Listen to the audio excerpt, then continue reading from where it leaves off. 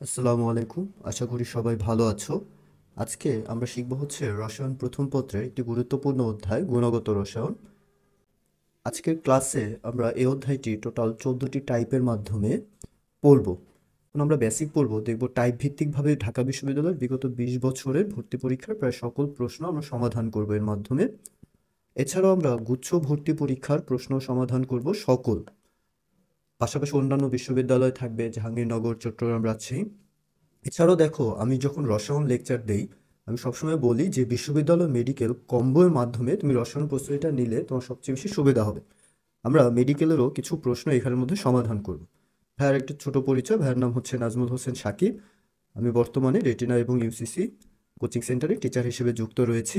ক্লাসটা বলছি যে এটা একই সাথে বিশ্ববিদ্যালয় ও মেডিকেল কম্বো প্রিপারেশন। দেখো, কম্বো বলার মেন কারণটা হচ্ছে তুমি যখন এই ক্লাসটা করবে, যে 2 ঘন্টার যে রসায়ন ক্লাসটা 14টা টাইপের মাধ্যমে, এই হচ্ছে 14টা টাইপ, তখন দেখা যাবে তোমার বেসিকটা খুব স্ট্রং হবে এবং তুমি ঢাকা বিশ্ববিদ্যালয় জিএসটি এগুলো প্রায় সব কোয়েশ্চেন করে তোমার ইউনিভার্সিটি প্রিপারেশনটা কমপ্লিট করে ফেলতে পারবে। এরপরে তুমি যখন রসায়নের হাজারি স্যারের মেন বইয়ের দাগানো লাইনগুলো পড়তে যাবা, দেখবা তোমার মুখস্থ কম করতে হচ্ছে, তুমি বুঝে অনেক কিছু মনে রাখতে পারতেছো মেডিকেলের।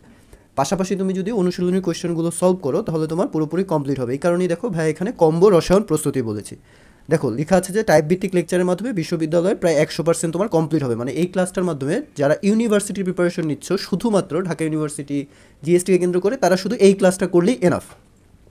কিন্তু যারা মেডিকেলেরও প্রিপারেশন নিচ্ছ, তারা এই ক্লাসটা করলে তোমার মেডিকেলের 50% কমপ্লিট হবে। বাকি 50% কীভাবে কমপ্লিট হবে এবং মুখস্থ বিদ্যার প্রয়োজন কম হয়। পরবর্তীতে তুমি যখন এই দাগানো লাইনগুলো পড়বে হাজারি স্যারের বইয়ের, তখন তোমার মেডিকেল প্রস্তুতিটা 100% হবে। তো এখানে দেখো ভাইয়া 3টা কাজ দিয়েছি, প্রথম, দ্বিতীয় কাজ, তৃতীয় কাজ। যারা কম্বো প্রিপারেশন নিতে চাচ্ছ তাদের এই 3টা কাজই করতে হবে। অর্থাৎ যারা মেডিকেল এবং ইউনিভার্সিটি দুইটাই প্রিপারেশন নিতে চাচ্ছ তারা 3টা করতে হবে। এবং প্রত্যেকটা ক্লাসে ভাই আলাদা আলাদা এই চ্যানেলে আপলোড করে দেবো, তোমরা এই চ্যানেলের সাথে কানেক্টেড থাকলেই পাবা গুণগত রসায়ন, মৌলের পর্যাবৃত্ত ধর্ম অধ্যায়গুলো। দেখো, প্রথম কাজটা হচ্ছে, এটা হচ্ছে কি যে এটা হচ্ছে শুধু ইউনিভার্সিটির প্রিপারেশন যারা নিচ্ছ তাদের জন্য। আর এই যে এটা হচ্ছে কি ইউনিভার্সিটি, এটা হচ্ছে শুধু এই ক্লাসটা করলেই এনাফ। 2 ঘন্টার যে ক্লাসটা এখানে আমি আপলোড করেছি, নোট করে করবা ভাইয়া। এছাড়াও নোটটা আমি টেলিগ্রাম চ্যানেলে তোমাদের দিয়ে দেবো। এই ক্লাসের যে নোটটা থাকবে এটা টেলিগ্রাম চ্যানেলে দিয়ে দেবো। টেলিগ্রাম চ্যানেলের লিঙ্কটা তুমি এই চ্যানেলের ক্লাসের যে ডেসক্রিপশন আছে সেখানে পেয়ে যাবা। এরপরে দ্বিতীয় কাজ হচ্ছে কি দাগানো বই আর অনুশীলনের এমসিকিউ। এটা হচ্ছে যারা শুধু মেডিকেল প্রিপারেশন, এখন শুধু মেডিকেলের প্রিপারেশন নট অনেকটা রিস্কি, তোমার ইউনিভার্সিটি প্রিপারেশন অনুযায়ী। এই কারণে আমি যারা মেডিকেল প্রিপারেশন নেই তাদের সবসময় বলি এই 3টা কাজ করা। আর ইউনিভার্সিটির যারা, তারা ওই কাজগুলো করা বেটার। দেখা যাবে জাহাঙ্গীরনগর বিশ্ববিদ্যালয়ের ডি ইউনিটে তোমার কিন্তু থিওরি আসে। তো তুমি যদি মেন বইটা অনুশীলনীর এমসিকিউগুলো পড়ে থাকো, যারা শুধু ইউনিভার্সিটি প্রিপারেশন তাদের জন্য কিন্তু উপকার হবে।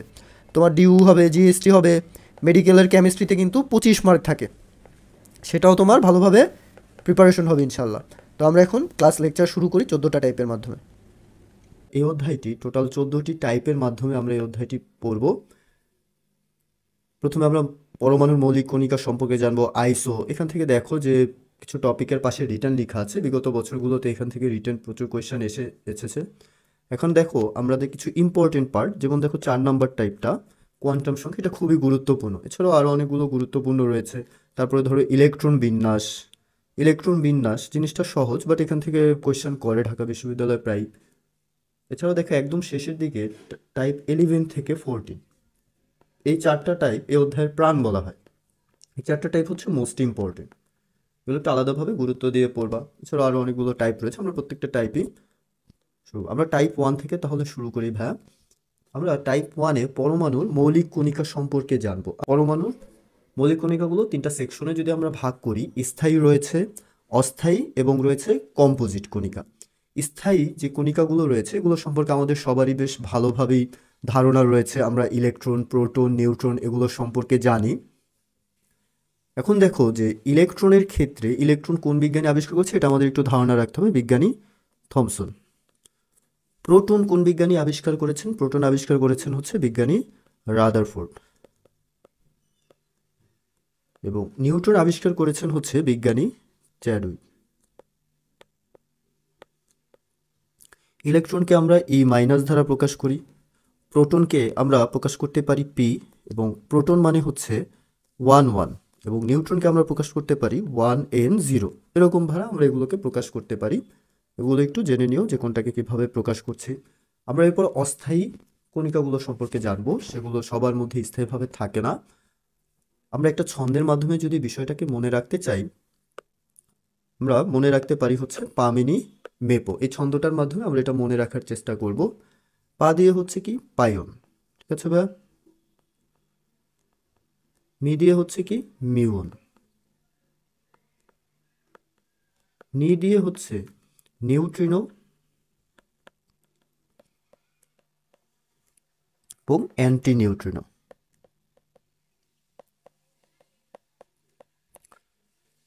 মেপো এর মে দিয়ে হচ্ছে মেসন এবং প দিয়ে হচ্ছে কি ভাই পজিট্রন।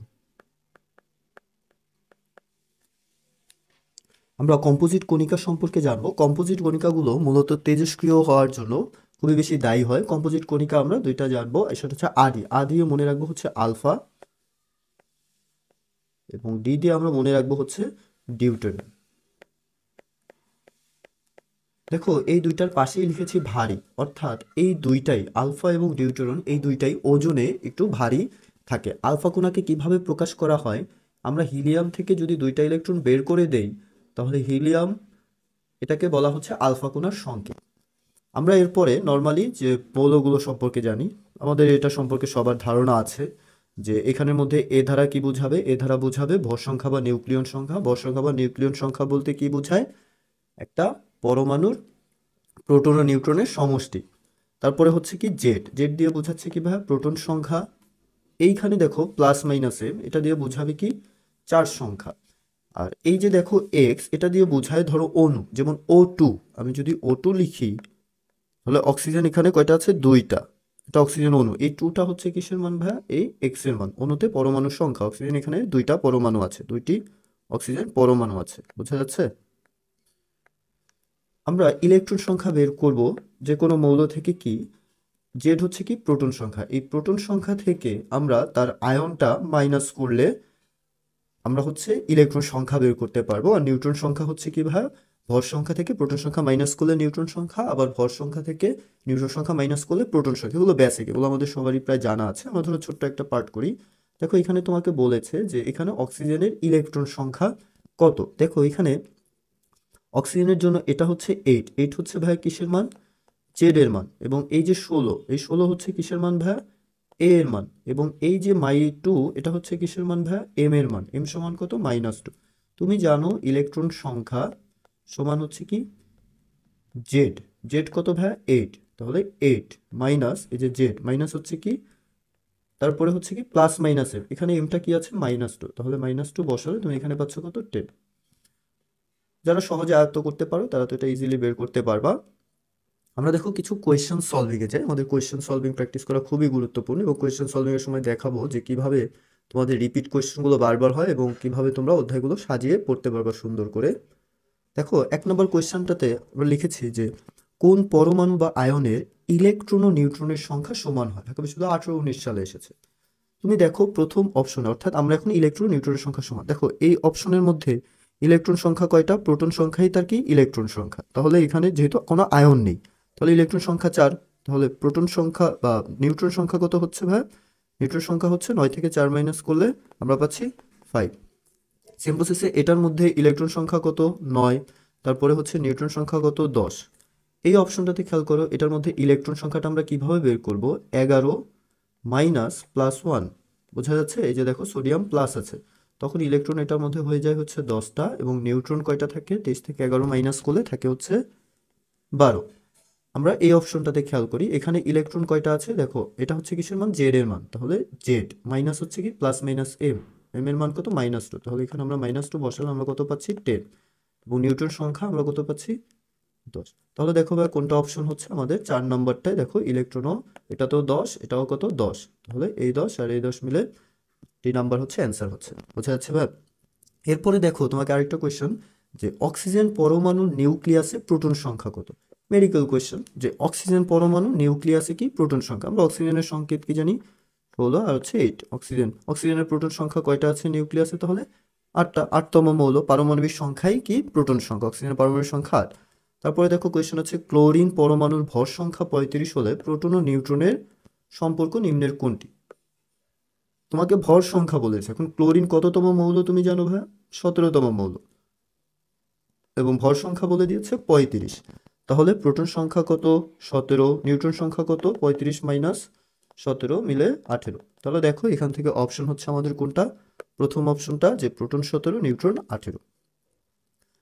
তারপরে দেখো আমরা ঢাকা বিশ্ববিদ্যালয় 10-11 সালের একটা কোয়েশ্চেন, এটা একটু বোঝার চেষ্টা করো। দেখো তোমাকে বলেছে যে 3115P4, এখানে কিন্তু একটা মার্ক করে দিয়েছে 4, এটার দিকে একটু বিশেষ খেয়াল রাখতে হবে। অর্থাৎ ফসফরাস এখানে কয়টা ফসফরাস পরমাণু রয়েছে? 4টি। বোঝা যাচ্ছে?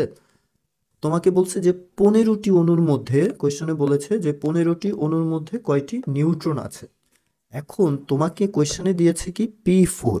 P4 বলতে কি বোঝাচ্ছে? যে একটি ফসফরাস অণুতে 4টি ফসফরাস পরমাণু আছে। এখন তুমি খেয়াল করো P4, তুমি একটা ফসফরাসের জন্য তুমি ব্যাখ্যা কি জানো? যে একটি ফসফরাসের জন্য নিউট্রন সংখ্যা কত? 31 মাইনাস হচ্ছে কত? 15। এটা সহজে বের করতে পারো। 31 মাইনাস 15 করলে তুমি পাচ্ছ 16। তাহলে টোটাল একটি পি ফসফরাস অণুর জন্য, যেটাকে আমরা প্রকাশ করে থাকি হচ্ছে কি একটি ফসফরাস অণু বা P4, ঠিক আছে? এটার জন্য নিউট্রন সংখ্যা কয়টা হয়? 16 ইন্টু 4 মিলে 64। এখন একটার জন্য 64টা, তাহলে 15টার জন্য কয়টা হবে? 15টির জন্য হবে কি 15 ইন্টু 64। ক্যালকুলেশন করলে তুমি পাবা হচ্ছে 960। ঠিক আছে ভাই? এরপরে দেখো তোমাকে জাহাঙ্গীরনগর বিশ্ববিদ্যালয় আছে বলছে যে কোনটি কম্পোজিট কণিকা। আমরা কম্পোজিট কণিকা কি কি দেখেছিলাম?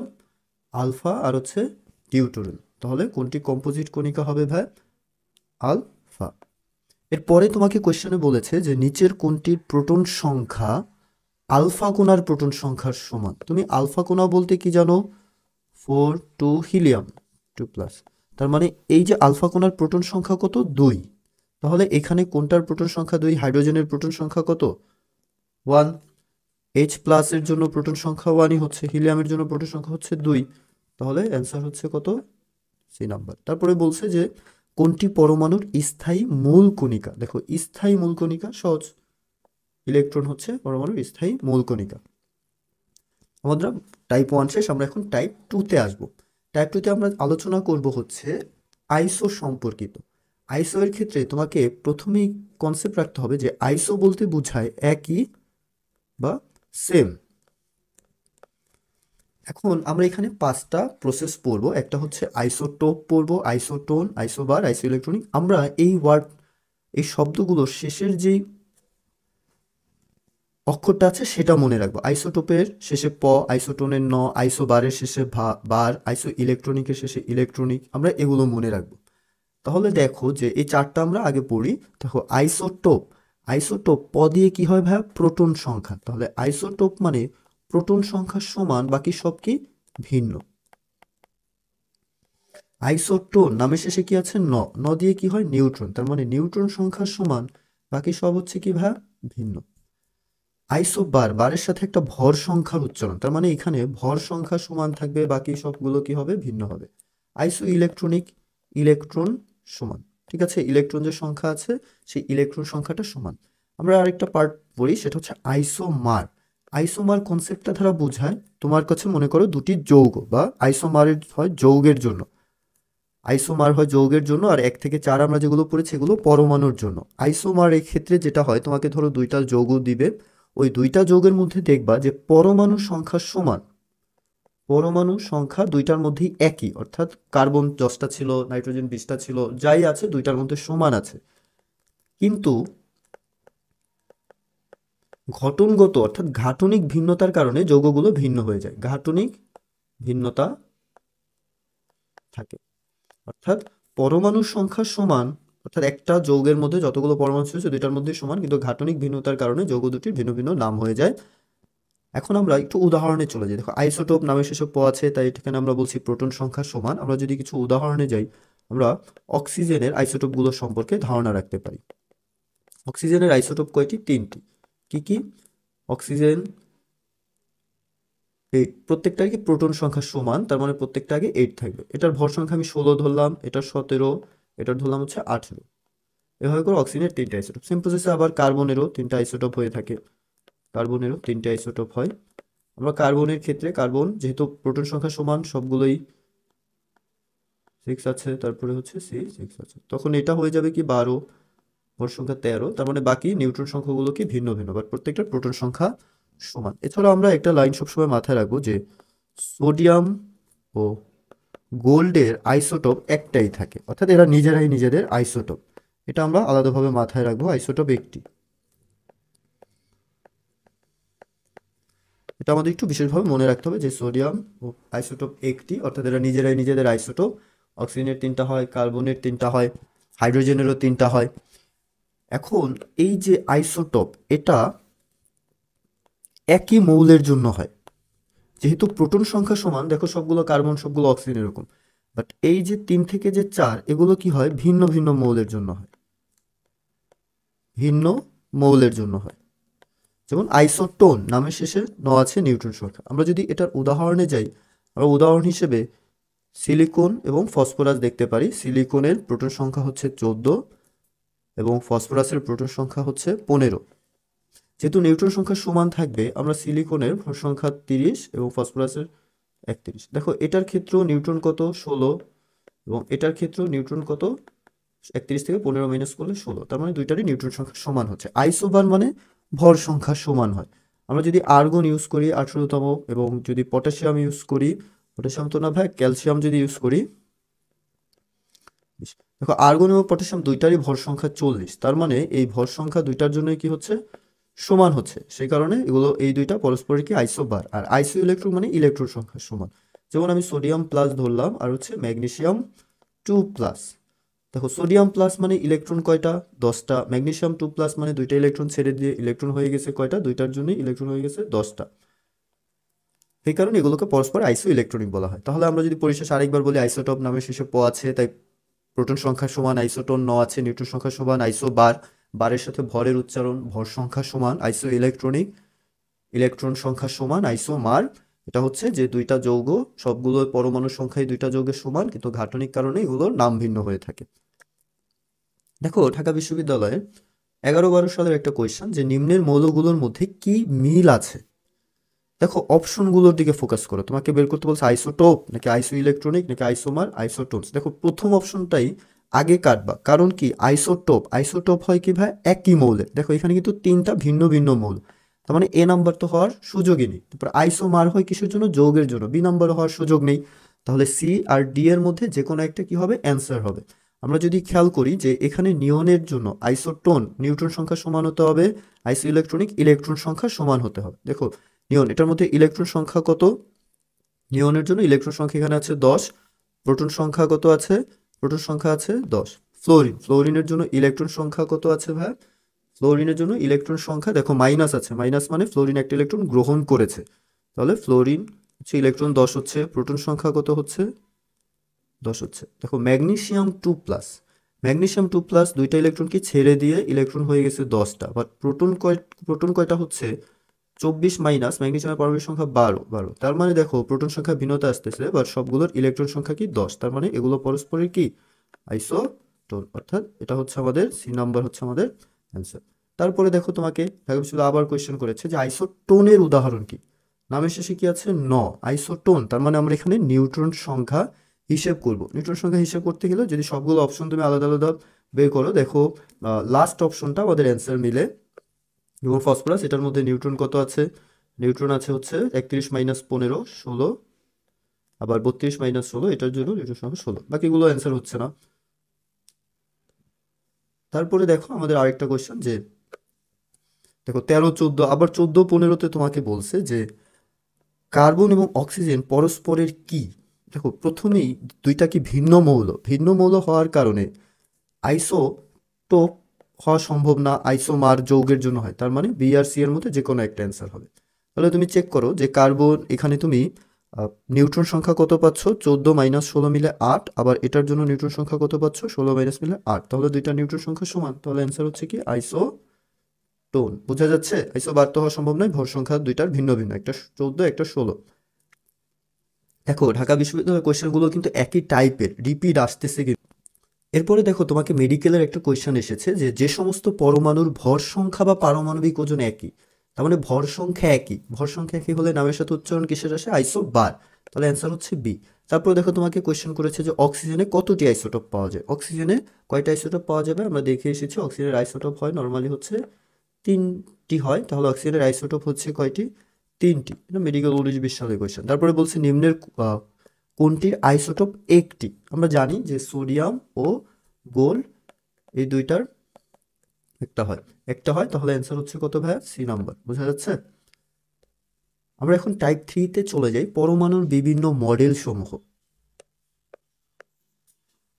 তোমরা এগুলো ছোটবেলা থেকে পড়ে আসতেছো, বাট আমরা ইন্টারে বা এডমিশনে তোমাকে যখন রিটেন পরীক্ষা খাতা দিবে, তুমি এত ডিটেলস বা বড় করে লেখার সুযোগ পাবা না। তোমাকে সবসময় কি ওয়ার্ডগুলো লিখে চেষ্টা করবা, অর্থাৎ সবসময় চেষ্টা করবা কি ওয়ার্ডগুলো বসানোর, ঠিক আছে?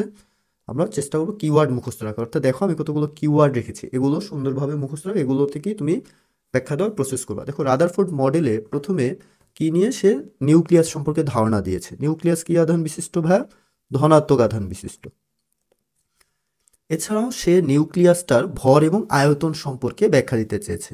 নিউক্লিয়াসের আয়তন খুবই ক্ষুদ্র, পুরো পরমাণুর প্রায় 20,000 ভাগের 1 ভাগ নিউক্লিয়াসের আয়তন, বলতে গেলে আর কি এতটাই ক্ষুদ্র পরিমাণে থাকে, বাট এটা খুবই কি ভারী। তারপরে হচ্ছে কি ফাঁকা অবস্থায় থাকবে, অর্থাৎ নিউক্লিয়াসের যে অধিকাংশ স্থানই হচ্ছে কি একটা পরমাণু, নিউক্লিয়াসটা ক্ষুদ্র হওয়ার কারণে পরমাণুর অধিকাংশ স্থানই কি থাকে, ফাঁকা থাকে, পরমাণুর অধিকাংশ স্থানই ফাঁকা থাকবে। এরপরে দেখো আমরা সূর্য এবং আমরা পৃথিবীতে থাকি, পৃথিবী বা অন্যান্য যে গ্রহগুলো রয়েছে এগুলো কি করে, সূর্যকে কেন্দ্র করে ঘুরতে থাকে।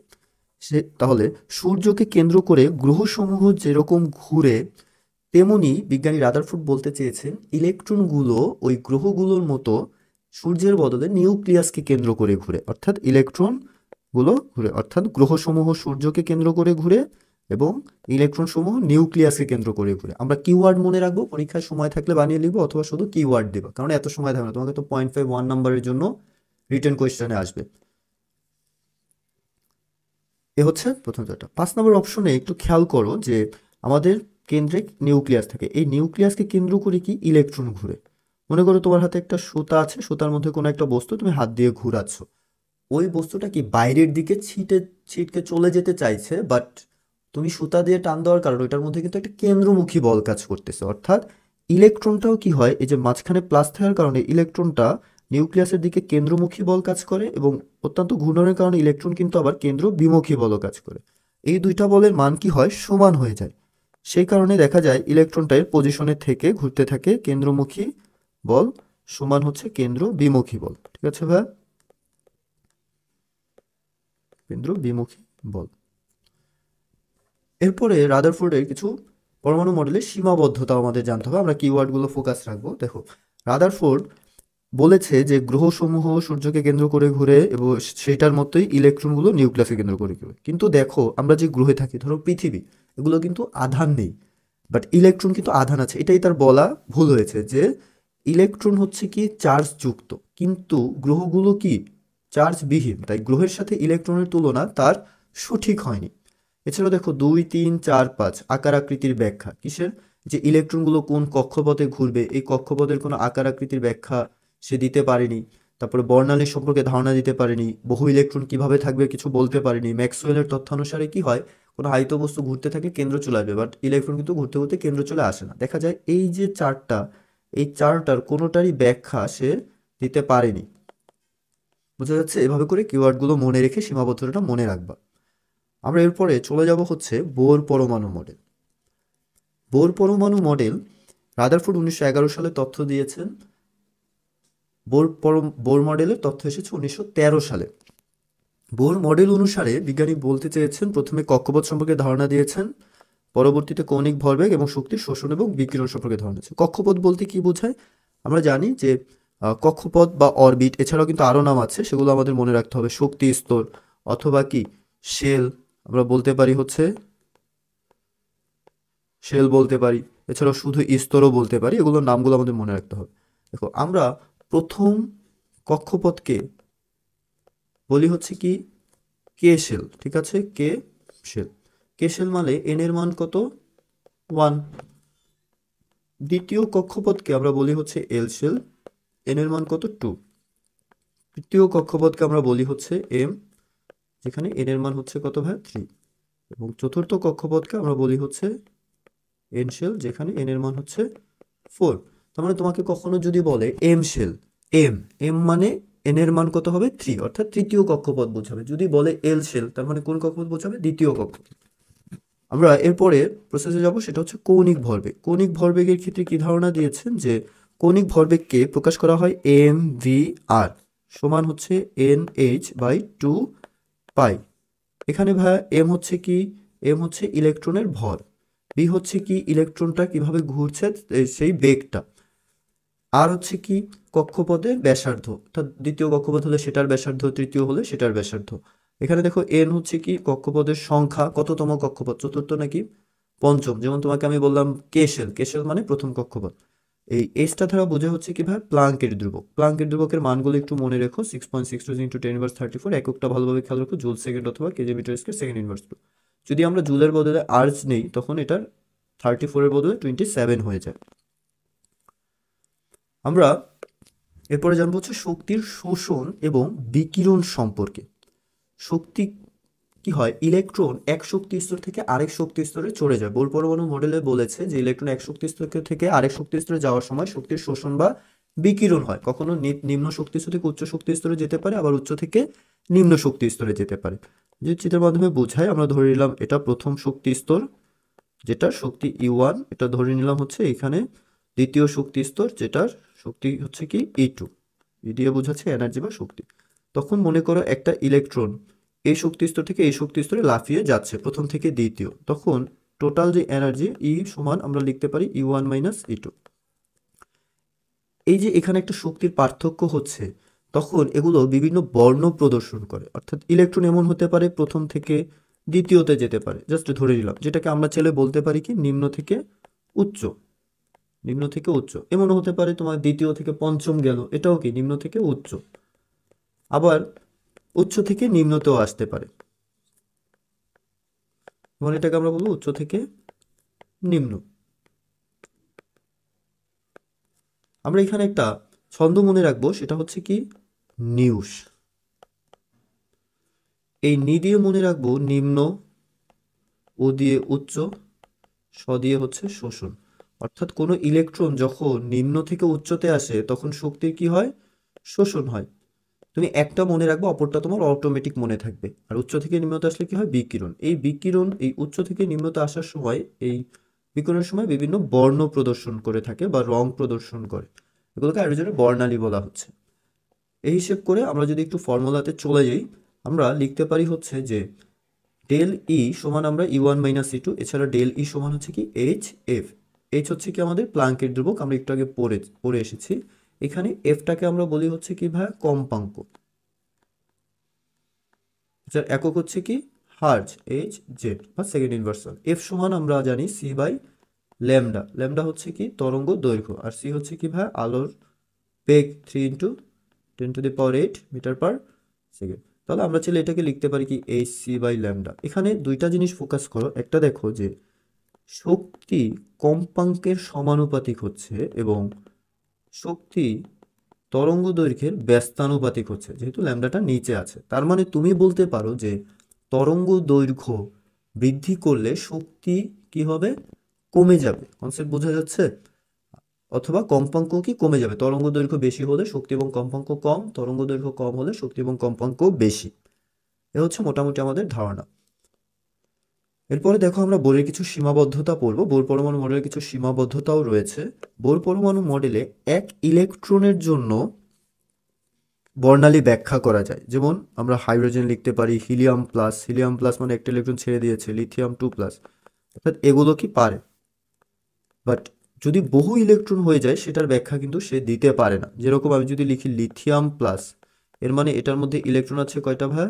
দুইটা। এটার যে বর্ণালী, এটার বর্ণালী বোর দিতে পারে না। তারপরে বোরের মডেলে একটা পরমাণু 2D যে বিন্যাসগুলো সেটার ব্যাখ্যা দিতে পারে, কিন্তু 3D বা ত্রিমাত্রিক বিন্যাসগুলো সেটার ব্যাখ্যা দিতে সে পারে না। পরমাণু মডেলে কৌণিক ভরবেগ সম্পর্কে বলেছে, কিন্তু কৌণিক ভরবেগের যে কারণ ও ব্যাখ্যা সেটি সে পারে না। বোঝা যাচ্ছে? ব্যাখ্যা দিতে পারেনি। তারপরে হচ্ছে কি হাইজেনবার্গের সমীকরণ আমরা একটু পরে পড়বো। হাইজেনবার্গ, তারপরে হচ্ছে জিমেন, স্টার্ক, এগুলোর কোনো কিছুরই ব্যাখ্যা সে দিতে পারেনি, ব্যাখ্যা পারেনি। মনে রাখবা জিমেন দ্বারা বোঝায় হচ্ছে চৌম্বক ক্ষেত্রের প্রভাব,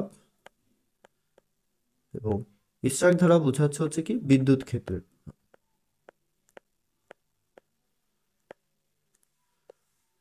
দেখো আমাদের একটা রিটেন কোয়েশ্চেন আছে যে 2বার এসেছে একই বছরে, যে বোর পরমাণু মডেল অনুসারে হাইড্রোজেন মৌলের বিকিরণ বর্ণালীর উৎপত্তি চিত্রের সাহায্যে দেখো। এই যে আমাদের এই চিত্র আছে, এই চিত্রটা দিবা। বিকিরণ বর্ণালী, বিকিরণ মানে হচ্ছে কি উচ্চ থেকে নিম্নতে যাচ্ছে, তুমি তখন দেখাবা যে উচ্চ থেকে কি হচ্ছে নিম্নতে যাচ্ছে, অর্থাৎ এরকম ভাবে দেখাবা যে এই বরাবর যাচ্ছে ইলেকট্রন, উচ্চ থেকে নিম্নর দিকে যাচ্ছে, বর্ণ তৈরি করছে, যে সেটা দিয়ে দিবা। এরপরে দেখো বোর পরমাণু মডেলের দুটি সীমাবদ্ধতা। এখান থেকে কিন্তু তোমাদের এই বছরে কিন্তু রিটার্ন আসতে পারে, তোমরা কিন্তু কিওয়ার্ডগুলো মনে রাখবা। তুমি এখান থেকে দেখো আমি 5টা সীমাবদ্ধতা দিয়েছি, তুমি যে কোনো 2টা দিতে পারো। যেমন বোরের এসেছে, তোমাদের সময় রাদারফোর্ডের আসতে পারে, তোমরা রাদারফোর্ডের সীমাবদ্ধতাটা ভালোভাবে পড়বা। যেমন 1 নম্বরটা দিও সবাই, বাকিগুলো থেকে যে কোনো একটা দিলেই হয়ে যায়। আমরা এরপরে গুরুত্বপূর্ণ একটি পার্ট পড়বো, সেটা হচ্ছে কি কোয়ান্টাম সংখ্যা। কোয়ান্টাম সংখ্যা এই অধ্যায়ের খুবই গুরুত্বপূর্ণ একটি পার্ট। কোয়ান্টাম সংখ্যাকে 4টি সেকশনে ভাগ করা হয়। 1 নম্বরে হচ্ছে কি প্রধান কোয়ান্টাম সংখ্যা, 2 নম্বরে হচ্ছে কি সহকারী কোয়ান্টাম সংখ্যা, যেটাকে আমরা প্রকাশ করি এল দ্বারা, 3 নম্বরে হচ্ছে চৌম্বকীয় কোয়ান্টাম সংখ্যা, যেটাকে আমরা এম দ্বারা প্রকাশ করি, এবং 4 নম্বরে হচ্ছে স্পিন কোয়ান্টাম সংখ্যা, যেটাকে আমরা এস দ্বারা প্রকাশ করি। দেখো, প্রধান কোয়ান্টাম সংখ্যার মাধ্যমে আমরা জানতে পারি হচ্ছে যে ইলেকট্রনটা যে কক্ষপথে আছে সেই কক্ষপথকে ইংরেজিতে কি বলে? অরবিট। আর উপকক্ষপথকে ইংরেজিতে বলা হয়, বা উপস্তরকে বলা হয় অরবিটাল। তাহলে আমরা কক্ষপথের আকার সম্পর্কে জানতে পারি। সহকারী কোয়ান্টাম সংখ্যার মাধ্যমে আমরা জানতে পারি উপকক্ষের, অর্থাৎ ইলেকট্রনটা যে উপকক্ষে ঘুরছে, যেমন এসপিডিএফ, এগুলোর আকার আকৃতি। তারপরে আর চৌম্বক কোয়ান্টাম সংখ্যার মাধ্যমে আমরা ত্রিমাত্রিক বিন্যাস সম্পর্কে ধারণা পেতে পারি, এবং স্পিন কোয়ান্টাম সংখ্যার মাধ্যমে আমরা জানতে পারি যে ইলেকট্রনটা ঘুরছে সেই ঘূর্ণনের দিক সম্পর্কে আমরা ধারণা পেতে পারি। আমরা প্রধান কোয়ান্টাম সংখ্যাকে এন, সহকারী কোয়ান্টাম সংখ্যাকে এল, এবং চৌম্বক কোয়ান্টাম সংখ্যাকে এম ধারা, এবং স্পিন কোয়ান্টাম সংখ্যাকে এস ধারা প্রকাশ করি। আমরা এখন কোয়ান্টাম সম্পর্কে ধারণা রাখি। দেখো, প্রধান কোয়ান্টাম সংখ্যার মাধ্যমে কক্ষপথের আকার সম্পর্কে ধারণা পাই। প্রধান কোয়ান্টাম সংখ্যা দেখো এন ধারা বোঝায় যে কততম কক্ষপথ, প্রথম, দ্বিতীয়, তৃতীয়। এন এর মান 1 হলে প্রথম কক্ষপথ, এন এর মান 2 হলে বোঝায় দ্বিতীয় কক্ষপথ, এন এর মান 3 মানে তৃতীয় কক্ষপথ, এবং এন এর মান 4 মানে বোঝায় চতুর্থ কক্ষপথ। আমরা এখানে কিছু লাইন লিখবো, সেগুলো একটু বিশেষভাবে আমার সাথে ফোকাস রাখতে হবে।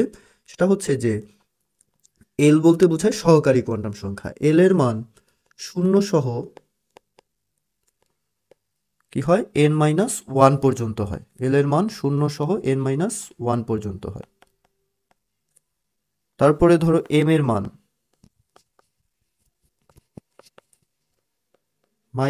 -l থেকে 0 সহ +l পর্যন্ত হয়। তারপরে হচ্ছে এস এর মান কি হয়? টোটাল যে অরবিটাল যে সংখ্যা তুমি পাবা, সেই অরবিটাল সংখ্যার সাথে ±½ বসাবা। এছাড়াও একটু খেয়াল করবা, আমরা এল এর 4টা মান হয়, 0, 1, 2, 3। মনে রাখবা এল এর মান 0 মানে এস, মানে এস মানে এল এর মান 0, 0 মানে এস। সেম ভাবে যদি কখনো এল এর মান 1 বলে তাহলে কোন অরবিটাল হবে? পি, 2 মানে ডি, এবং 3 মানে হচ্ছে এফ। এটা মনে রাখা খুবই জরুরি। এবং ইলেকট্রন সংখ্যা, এসে ইলেকট্রন থাকতে পারে 2টা, পিতে 6টা, ডিতে 10টা, এবং এফে ইলেকট্রন থাকতে পারবে 14টা। আমরা এখন এই পার্টটা একটু খেয়াল রাখবো। দেখো, আমাদের বলেছে যে দেখো সহকারী কোয়ান্টাম সংখ্যার মাধ্যমে আমরা অরবিটাল বের করতে পারি, চৌম্বকীয় কোয়ান্টাম সংখ্যার মাধ্যমে আমরা অরবিটাল সংখ্যা সম্পর্কে ধারণা পাই, স্পিন কোয়ান্টাম সংখ্যার মাধ্যমে আমরা ইলেকট্রন সংখ্যা সম্পর্কে ধারণা পাই। এখন খেয়াল করো যে এন এর মান যদি 1 হয়, অর্থাৎ এই যে দেখো এন এর মান যদি 1 হয় তাহলে এল এর মান কত, শূন্য সহ এন মাইনাস 1, তাহলে 1 থেকে 1 মাইনাস করলে শূন্যই থাকে, তখন এটার মান হয় শূন্য। তারপর আবার খেয়াল করো এন এর মান যদি 2 হয়, এন এর মান 2 হওয়া মানে কি, এন এর মান যদি 2 হয় তাহলে এল এর মান কত হতে পারে, শূন্য আর হচ্ছে কি এন মাইনাস 1 পর্যন্ত, তার মানে 0 1 হতে পারে, তার মানে 0 1। সেম প্রসেসে 3 মানে কত হতে পারে, 0 1 2। 4 মানে কত হতে পারে, 0 1 2 3। ঠিক আছে ভাই। এখন তুমি জানো যে 0, এল এর মান 0 মানে কোন অরবিটাল বোঝাবে, এস। 0 মানে এস, 1 মানে কি ভাই, পি। 0 মানে এস, 1 মানে পি, 2 মানে ডি। 0 মানে এস, 1 মানে পি, 2 মানে ডি এবং 3 মানে হচ্ছে। এখন খেয়াল করো যে এই যে এস, এটা কোন কক্ষপথে আছে, 1 অরবিটালে, তাই এটাকে আমি 1s লিখতে পারি। এটা দ্বিতীয় কক্ষপথে আছে তাই এটাকে লিখতে পারি 2s 2p। এটা তৃতীয় আছে তাই এটাকে লিখতে পারি 3s 3p 3d। এটাকে লিখতে পারি কি, এটাকে লিখতে পারি চতুর্থ কক্ষপথে আছে তাহলে এটাকে 4s 4p 4d 4f পর্যন্ত আমরা এটাকে লিখতে পারি। এখন খেয়াল করো যে এল গেল, এম এর মান কি হয়, মাইনাস এল থেকে শূন্য সহ কি প্লাস এল পর্যন্ত। তার মানে দেখো যে এল এর মান 0, 0 হলে এম এর মান কি হয়, মাইনাস 0 0 প্লাস 0 এগুলো বলতে শুধু 0ই বোঝাচ্ছে, তাহলে এম এর মান কত হতে পারে, 0। দেখো 0 এর জন্য কি হচ্ছে, 0ই হচ্ছে, বাট এই যে 1, 1 মানে কি, 0 মানে মাইনাস 1 থেকে শূন্য সহ প্লাস 1, তাহলে কি কি হতে পারে, 1 এর জন্য হতে পারে মাইনাস 1 0 প্লাস 1। ঠিক আছে ভাই। সেম প্রসেসে আবার দেখো যে 0 এর জন্য 0, 1 এর জন্য কত, মাইনাস 1 0 প্লাস 1, 2 এর জন্য হতে পারে কি, minus 2 minus 1 0 plus 1 plus 2। Same ভাবে এভাবে দেখো 3 এর জন্য হতে পারে কি, minus 3 minus 2 minus 1 0 plus 1 plus 2 plus 3। এখন চুম্বকীয় কোয়ান্টাম সংখ্যার মাধ্যমে আমরা জানতে পারবো কি ভাই, অরবিটাল সংখ্যা। দেখো 0 কিন্তু একটা হিসেবে কাউন্ট হবে, তাহলে এখানে কয়টা, একটি। সেম এখানে 0 আছে তার মানে একটি। এখানে দেখো টোটাল কয়টা আছে, একটা দুইটা তিনটা, তাহলে তিনটি, মানে তুমি মোট হিসেব করবে, একটা আছে একটি, বুঝা যাচ্ছে ভাই। দেখো এখানে তিনটা আছে, একটা দুইটা তিনটা, তাহলে তিনটি। এখানে আছে দেখো পাঁচটা, মাইনাস 2 মাইনাস 1 এভাবে করে ওঠায় 5টি। খালি জায়গাগুলো তোমরা ভরাট করে ফেলো। তারপরে এখানে টোটাল কয়টি থাকে ভাই, 7টি। স্পিন কোয়ান্টাম সংখ্যা মানে কি, অরবিটাল সংখ্যা এর সাথে প্লাস মাইনাস হাফ। তাহলে দেখো এখানে অরবিটাল সংখ্যা কয়টা আছে, একটি, তাহলে এটাকে লিখলাম 1 প্লাস মাইনাস হাফ। তাহলে এটাকে আমরা লিখতে পারি 1 প্লাস মাইনাস হাফ। তিনটি মানে 3 প্লাস মাইনাস হাফ। মনে রাখবো প্লাস মাইনাস হাফ, প্লাস বলতে একদিক, মাইনাস বলতে আরেক দিক, প্লাস মাইনাস হাফ বলতে দুইটা ইলেকট্রন বোঝাচ্ছে। তোমরা কিন্তু এখানে কাটাকাটি করবে না, 3/2 এগুলো কিন্তু করা যাবে না তোমাদের। প্লাস মাইনাস হাফ বলতে দুইটা ইলেকট্রন বোঝাচ্ছে। এটা কি, এভাবে করে সবগুলো, ধরো 5 আছে, এটাকে আমরা লিখতে পারি 5 প্লাস মাইনাস হাফ।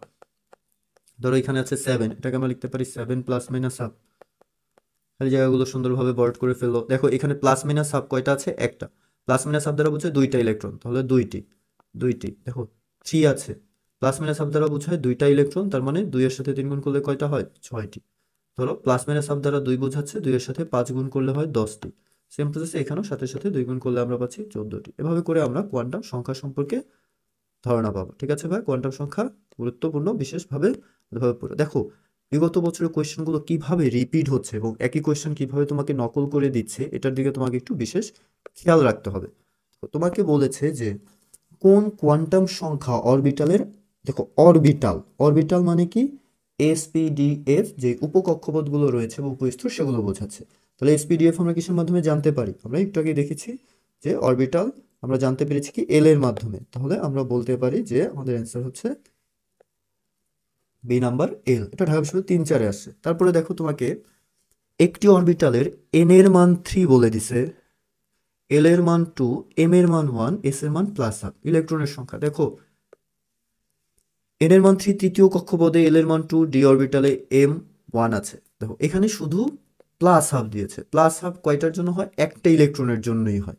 তার মানে এটা হবে কি, 1। এর পরের প্রসেসে দেখো ইলেকট্রন সর্বোচ্চ যেমন ভিন্ন চারটাই হয়ে থাকে। তারপরে দেখো যে পরমাণুর একটি ইলেকট্রনের জন্য নিচের চারটি কোয়ান্টাম সংখ্যার মধ্যে কোনটি অনুমোদনযোগ্য। অনুমোদনযোগ্য এরকম ভাষা দ্বারা মনে রাখবা যে তোমাকে কোনটি সঠিক সেটি বের করতে বলেছে। তো এটার দিকে ফোকাস রাখো। দেখো এই কোয়েশ্চেন কতবার এসেছে নকল করে।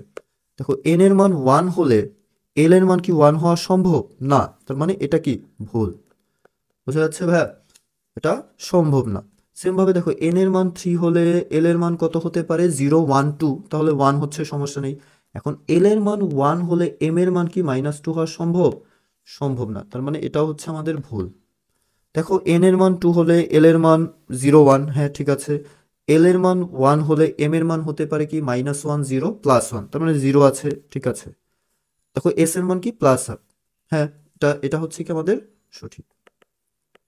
এর পরেরটাও দেখো তুমি এন এর মান 2, এল এর মান 0, ঠিক আছে, এম এর মান 0, বাট এস এর মান কি কখনো শুধু 1 হতে পারে? এই কারণে এটা হচ্ছে আমাদের ভুল। মানে আমরা এখানে সঠিক অ্যান্সার কোনটা? C number. এটা বোঝাটা খুবই জরুরি। এটা না বুঝলে অনেকগুলো কোয়েশ্চেনের অ্যান্সার করতে পারবে না। এবছর এটা থেকে কোয়েশ্চেন আসার সম্ভাবনা খুবই বেশি, তোমার কোনো না কোনো ভার্সিটিতে পাবা। চ্যালেঞ্জ দিয়ে বলতে পারি, দেখো এই টপিক থেকে কতবার কোয়েশ্চেন রিপিট আসতেছে। তোমাকে পরে বললো যে এফ অরবিটালে কয়টা ইলেকট্রন থাকতে পারে, ঢাকা বিশ্ববিদ্যালয়ে 9 10-এ আসে। এফ অরবিটালে কয়টা ইলেকট্রন থাকতে পারে? 14টি। এসে 2টি, বিতে 6টি, ডিতে 10টি। তারপরে হচ্ছে নিম্নের কোয়ান্টাম সংখ্যাগুলোর কোন সেটি অনুমোদিত নয়। দেখো তোমাকে 8-9 সালের কোয়েশ্চেনে বলেছে কোনটি অনুমোদনযোগ্য, এবং ওইটা থেকে অনুপ্রাণিত হয়ে আবার 10-11 তো বলছে কোনটি অনুপ্রাণিত নয়, অনুমোদিত নয়। অনুমোদিত মানে বোঝাচ্ছে কোনটা ভুল। তুমি এখন কি বের করবা? ভুলটা বের করবা। তুমি দেখো এ নাম্বার অপশনে এন এর মান 1 হলে এল এর মান 0 হতে পারে, এম এর মান 0 হতে পারে, তার মানে এটা সঠিক, ঠিক আছে, সমস্যা নেই। এন এর মান 2 হলে এল এর মান কি 2 হওয়া সম্ভব? কারণ এন এর মান 2 হলে এল হতে পারে কত? 0 আর 1, তার মানে এটা হচ্ছে আমাদের ভুল। বোঝা যাচ্ছে? বা এর পরের গুলো চেক করতে পারো যে কি কি আছে, যেমন এটা সঠিক আছে, এটাও সঠিক, তার মানে আমাদের অ্যান্সার হচ্ছে কি ভুল। আমাদের ভুলটা বের করতে বলেছে। তারপরে দেখো মেডিকেলের একটা কোয়েশ্চেন যে নিচের কোনটি কোয়ান্টাম সংখ্যা নয়। দেখো কোয়ান্টাম সংখ্যা যে সবগুলো প্রধান সহকারী চৌম্বক, তার মানে কোয়ান্টাম সংখ্যা নয় কি? বৈদ্যুতিক কোয়ান্টাম সংখ্যা বলে কিছু নেই। তারপর ঢাকা বিশ্ববিদ্যালয়ে আবার 12-13 সালে কোয়েশ্চেন আসছে যে নিম্নের কোন সেট ইলেকট্রনের জন্য সম্ভব নয়। সম্ভব নয় বলতে তোমাকে কি বের করতে বলছে? ভুলটা, ঠিক আছে। তুমি দেখো এন এর মান 2 হলে এল এর মান কত হতে পারে? 1 হতে পারে।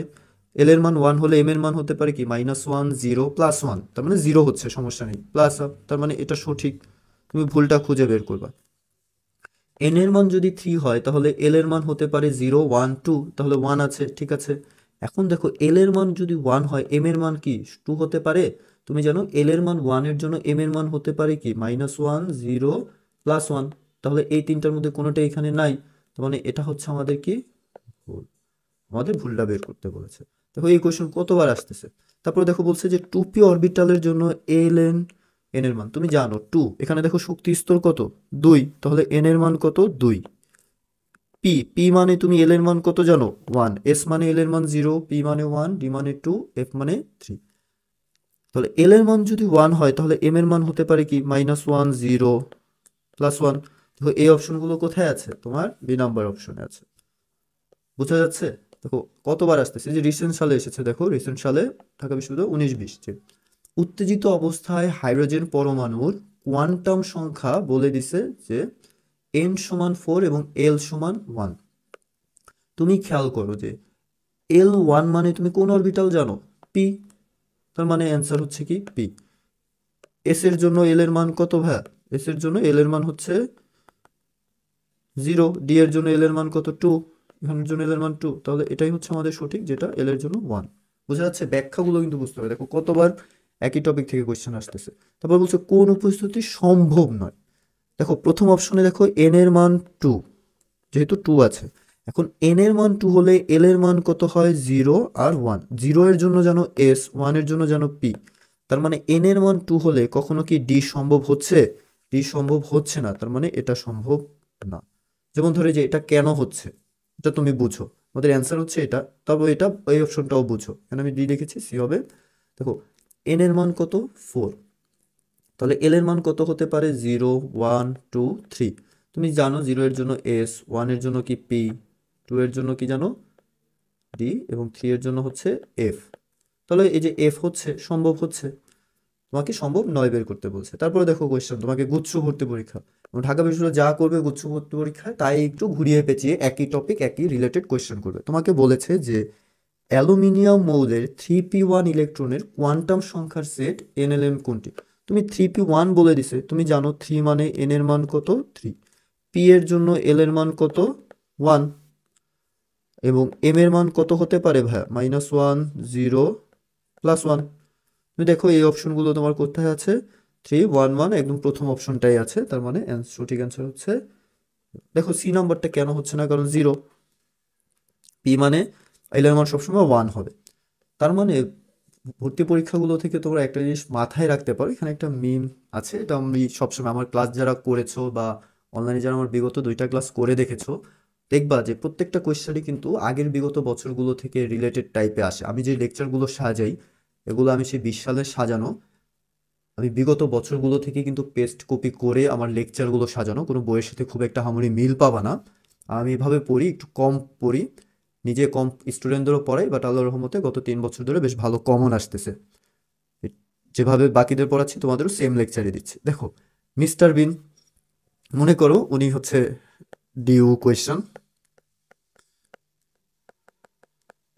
আর মিস্টার বিন হচ্ছে আমাদের প্রিয় জিএসটি কোয়েশ্চেন। অর্থাৎ জিএসটি বা গুচ্ছ ভর্তি পরীক্ষার তুমি যত কোয়েশ্চেন দেখবা বিগত 3 বছরে, দেখবা ঢাকা বিশ্ববিদ্যালয়ের কোয়েশ্চেন থেকে নকল। আবার ঢাকা বিশ্ববিদ্যালয় কি করেছে? তার বিগত ডিউ কোয়েশ্চেনগুলো থেকে নকল করেছে। এভাবে করেই দুনিয়াটা চলতেছেই হচ্ছে নকলের উপরে। আমরা সবাই চাইনিজদের ভক্ত। ভর্তি পরীক্ষাগুলো এরকম, বাট তোমরা জিনিসগুলোকে গুলিয়ে ফেলো, অনেক জটিলভাবে নিয়ে যাও, এ কারণেই দেখা যায় অনেক ঝামেলা হয়। একটু ঠান্ডা মাথায় ধীরে সুস্থে একটু পর্যালোচনা করে পড়াশোনা করো, তাহলে দেখবা ভর্তি পরীক্ষাটা ইজি হয়ে যাবে। আমরা এখন পড়বো টাইপ 5 অরবিট এবং অরবিটাল সম্পর্কে জানবো। বলেছিলাম যে অরবিট বলতে বোঝায় শক্তি স্তর বা স্তর, যেগুলোকে আমরা কে এল এম এন দ্বারা প্রকাশ করি। অরবিট হচ্ছে কি কে এল এম এন, আর অরবিটালকে আমরা প্রকাশ করি কি ধারা এস পি ডি এফ, এবং এগুলো ছোট হাতের হয়ে থাকে। দেখো অরবিট কাকে বলে? নির্দিষ্ট শক্তি স্তরে যে পথে ইলেকট্রন নিউক্লিয়াসকে পরিভ্রমণ করে। আর অরবিটাল হচ্ছে তুমি যে অঞ্চলে ইলেকট্রন প্রাপ্তির সম্ভাবনাটা বেশি পাবা একটা শক্তি স্তরে, সেই অঞ্চলগুলোকে আমরা আলাদাভাবে অরবিটাল বলি। অরবিটালগুলো এস পি ডি এফ হয়। আমাদের এস পি ডি এর চিত্রগুলো আঁকা শিখতে হবে। আমরা যদি প্রথমে যাই এস অরবিটাল, এস অরবিটাল হয় কিরকম? গোলাকার হয়। এবং এগুলোর যদি আমরা চিত্র আঁকতে চাই, আমরা দেখো 3টা পার্ট আমার সাথে, একটা এক্স অক্ষ, একটা ওয়াই অক্ষ, একটা কি জেড অক্ষ। এক্স অক্ষের বিপরীতে এক্স প্রাইম, ওয়াই অক্ষের বিপরীতে ওয়াই প্রাইম এবং জেড অক্ষের বিপরীতে জেড প্রাইম। এটা কি হয়? সিম্পলি একটা গোল হয়ে যায়। জাস্ট মাঝে একটা গোল দিলেই আমরা এস অরবিটালের চিত্র পেয়ে যাই। আমাদের এরপরে লাগবে হচ্ছে পি অরবিটালের চিত্র। পি অরবিটালটা আমাদের একটু বোঝা জরুরি। দেখো পি অরবিটালটা যে চিত্রগুলো হয় সেগুলো দেখতে হয় ডাম্বেলের মতো, ডাম্বেলের মতো, অর্থাৎ এরকম হবে দেখতে। আমরা প্রথমে প্রত্যেকটা চিত্র আঁকার জন্য আমরা প্রথমে আগে যদি ঘরগুলো এঁকে নেই, ওই একই প্রসেসে X Y Z, X prime Y prime Z prime, আমরা এভাবে করে প্রত্যেকটা এঁকে নিব, তাহলে আমাদের জন্য সুবিধা হবে। ঠিক আছে ভাই?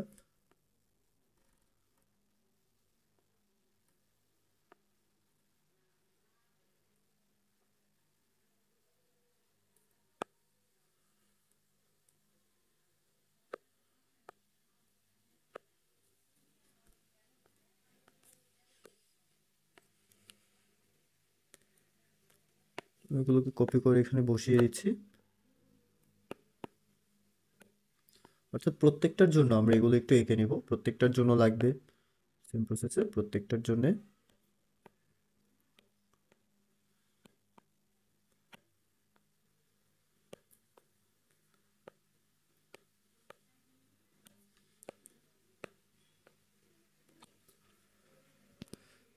ওকে, আমরা তাহলে এখন চিত্রগুলোতে যাব। প্রত্যেকটার জন্য আমরা অ্যাঙ্গেল এঁকে নিয়েছি। অ্যাঙ্গেল এঁকে নেওয়ার পরে দেখো পি অরবিটালে আমাদের কি কি হয়, আমরা একটাকে বলি হচ্ছে পি এক্স, একটাকে বলি পি ওয়াই, আরেকটাকে বলি পি জেড।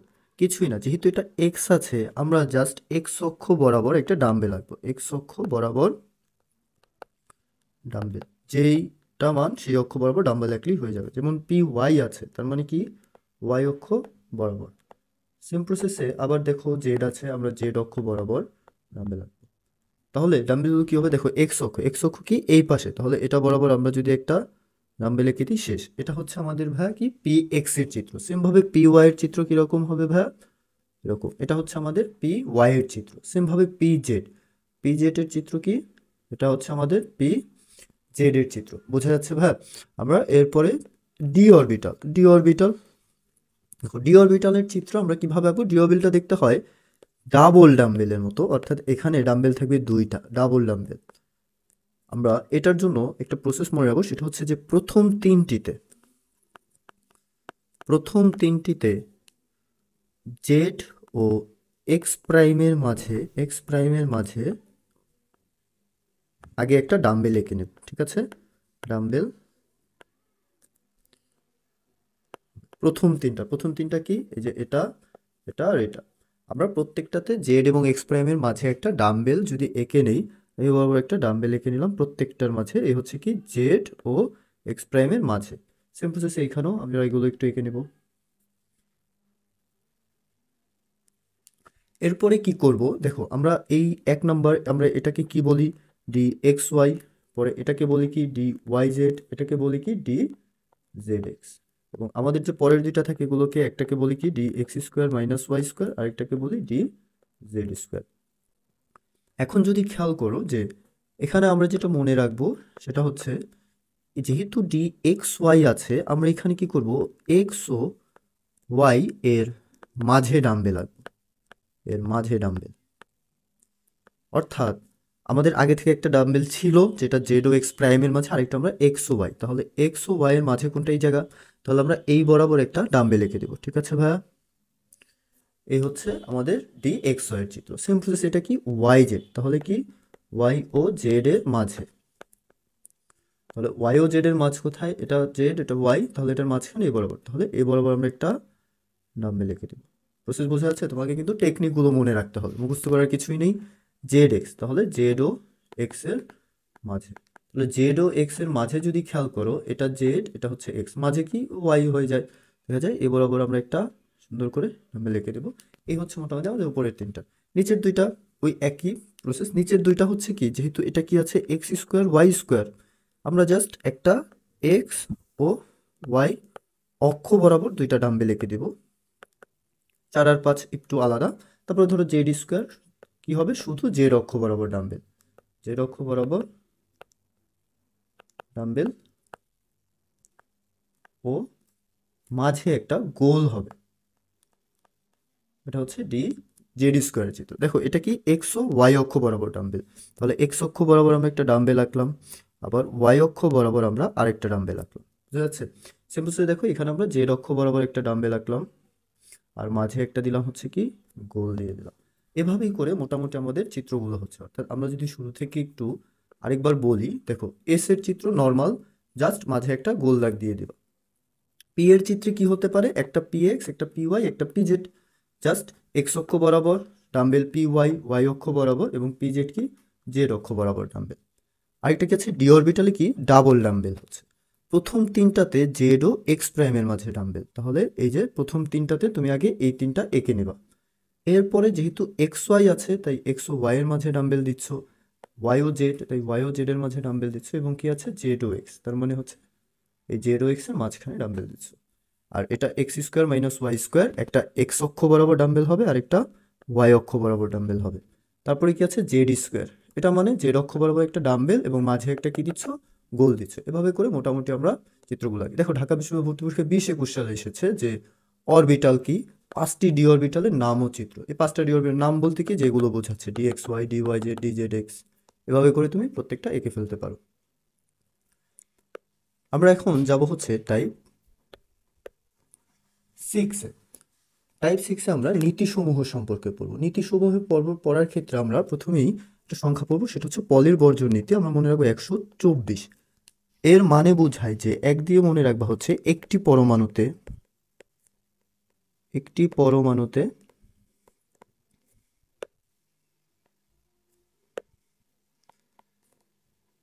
দুইটি ইলেকট্রনের,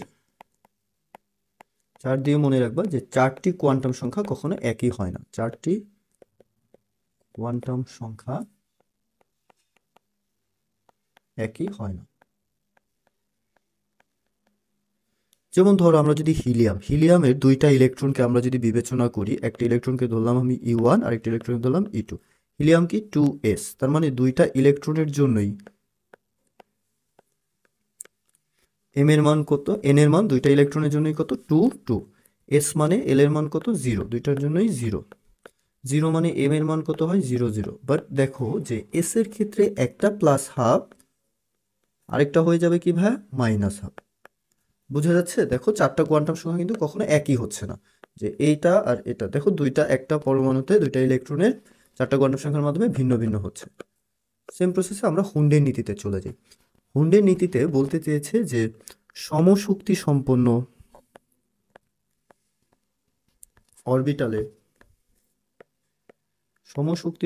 অরবিটালে ইলেকট্রন সর্বাধিক বেজোড় অবস্থায় থাকে।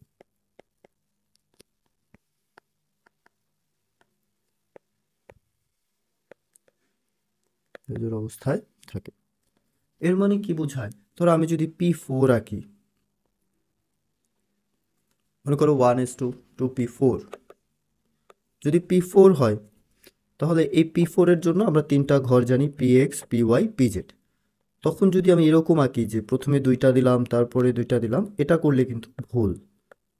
আমাদের P4টাকে আঁকতে হবে, কারণ এখানে প্রত্যেকটারই সেম পাওয়ার, তাই প্রত্যেকটাতে আগে একটা করে যাবে, তারপরে যে আবার প্রথমটাতে আরেকটা হবে। এটা হচ্ছে আমাদের সঠিক, মানে প্রত্যেকটারই একই পাওয়ার, তাই আগে বেজোড় সংখ্যক যাবে, তারপরে যে বাকিগুলো ফিল আপ হবে। আমরা এরপরে যাবো আউববাউ নীতি। আউববাউ নীতিটা আমাদের ইম্পর্টেন্ট, একটু বিশেষ ফোকাস দিয়ে পড়তে হবে। আউববাউ নীতিতে আমরা মনে রাখবো, যদি আউববাউ নীতিতে সবসময় একটা কথা মাথায় রাখবা, সেটা হচ্ছে কমে যাবে। আউববাউ নীতি মানেই হচ্ছে কমে যাবে। এর মানে তোমার কাছে যদি অনেকগুলো অরবিটাল দেওয়া থাকে, তুমি সেই অরবিটালগুলোর দেখবা যে n+l এর মান যার কম, n+l এর মান যার কম, সেটিতে আগে ইলেকট্রন যাবে। অর্থাৎ সবসময় কম মনে রাখবা, সেটিতে আগে ইলেকট্রন যাবে। n+l এর মান মানে শক্তি মাত্রা, শক্তি যার কম সেটিতে আগে ইলেকট্রন যাবে। আবার যদি দেখো যে দুইটা অরবিটালের বা 3টা বা একাধিকের n+l এর মান সমান হয়, তাহলে n এর মান যার কম সেটিতে আগে ইলেকট্রন যাবে। n এর মান যার কম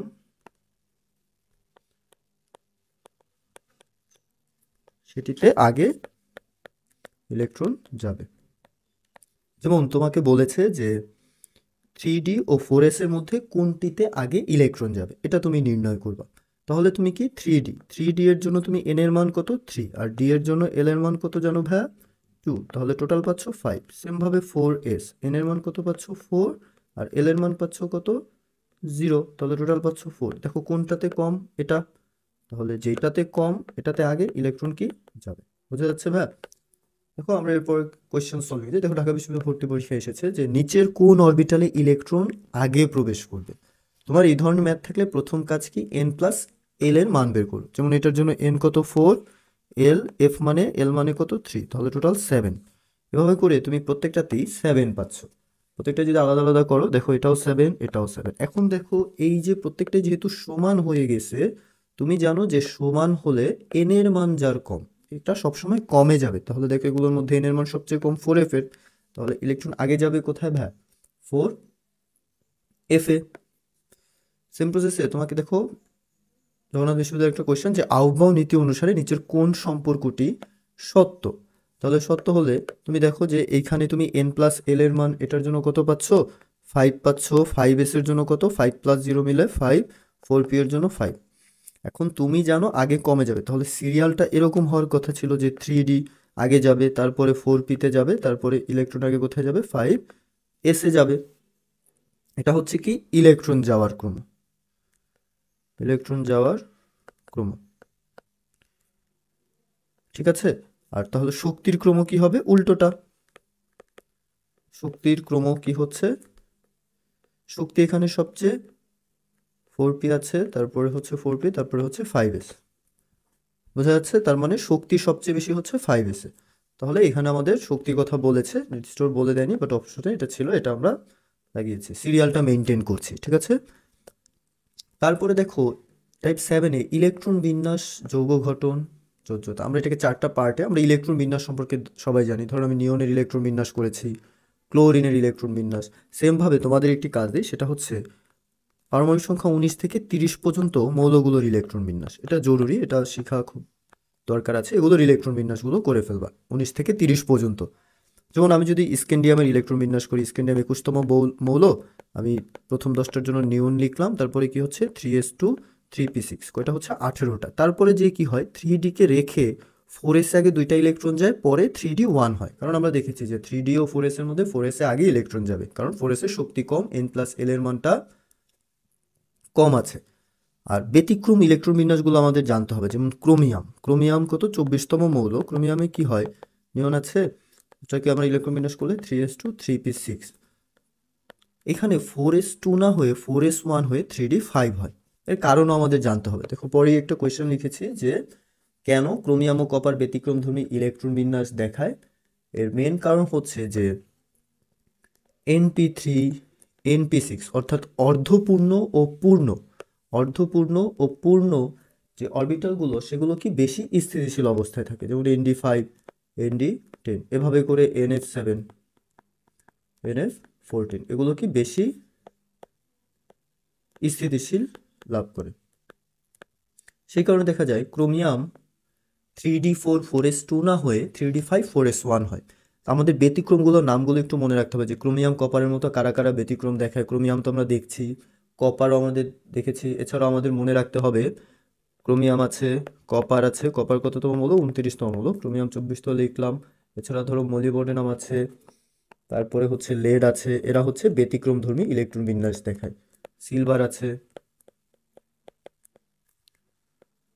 ভাবে করে ব্যতিক্রমী যাচ্ছে। তারপরে ধরো প্লাটিনাম আছে 78, তারপরে ধরো গোল্ড আছে। এরা ব্যতিক্রমধর্মী ইলেকট্রন বিন্যাস দেখায়, ঠিক আছে ভাই। আমরা এরপরে যৌগ গঠন। যৌগ গঠন আমাদের খুব একটা আহামরি কঠিন কিছু না। ধরো তোমার কাছে কোনো একটা মৌল আছে, ধরো তোমার কাছে আছে কি ম্যাগনেসিয়াম 2+, আর তোমার কাছে আছে ইমাজিন হচ্ছে ক্লোরিন মাইনাস। তখন কি হয়, এটার যোজনী এটার নিচে বসে এবং এটার যোজনী এসে এটার নিচে বসে, অর্থাৎ একটার একটার যোজনীটা নিচে চলে যায়। তাহলে এটাকে আমরা লিখতে পারি ম্যাগনেসিয়াম 1 লিখা না লিখা একই কথা। ক্লোরিন নিচে কি 2টা চলে আসবে, MnCl2। এগুলো যৌগ গঠন, এগুলো বেসিক আমরা পারি। আমরা এরপরে জানবো হচ্ছে আহ, যৌগের মোট ইলেকট্রন সংখ্যা ও যোজ্যতা সম্পর্কে। যদি এই জিনিসটাকে একটা নোটের মাধ্যমে সাজাই, আমি লিখলাম যে 3 নম্বরে আমরা শিখলাম হচ্ছে যৌগের, ধরো তোমার কাছে কোনো যৌগ দেওয়া আছে, আমরা সেই যৌগের মোট ইলেকট্রন সংখ্যা বের করব, মোট ইলেকট্রন সংখ্যা, এবং ওই যৌগের যোজ্যতা ইলেকট্রন সংখ্যা, ঠিক আছে। দুইটা, একটা মোট ইলেকট্রন সংখ্যা, আরেকটা হচ্ছে যোজ্যতা ইলেকট্রন সংখ্যা। আমাদের এই দুইটা কনসেপ্টে প্রথমে যখন তোমাকে বলবে যে যৌগের মোট ইলেকট্রন সংখ্যা, তুমি কি করবা, যৌগের মধ্যে বিদ্যমান মৌলগুলো, যৌগের মধ্যে বিদ্যমান বিদ্যমান মৌলগুলোর মোট ইলেকট্রন সংখ্যা বোঝাবে। মৌলগুলোর যে মোট ইলেকট্রন, শুরু থেকে টোটাল মোট ইলেকট্রন, যেমন সোডিয়াম কয়টা ইলেকট্রন, 10টা, এরকম মোট ইলেকট্রন সংখ্যা বোঝাবে। এটাও সেম, যে যৌগের মধ্যে বিদ্যমান, বাট এখানে মোট ইলেকট্রন না বসিয়ে যৌগের মধ্যে বিদ্যমান মৌলগুলোর শেষ কক্ষপথের ইলেকট্রনগুলো শুধু বসবে, তখন এটাকে আমরা বলবো যোজ্যতা ইলেকট্রন সংখ্যা। অর্থাৎ এটাকে আমরা লিখতে পারি যে যৌগের মধ্যে বিদ্যমান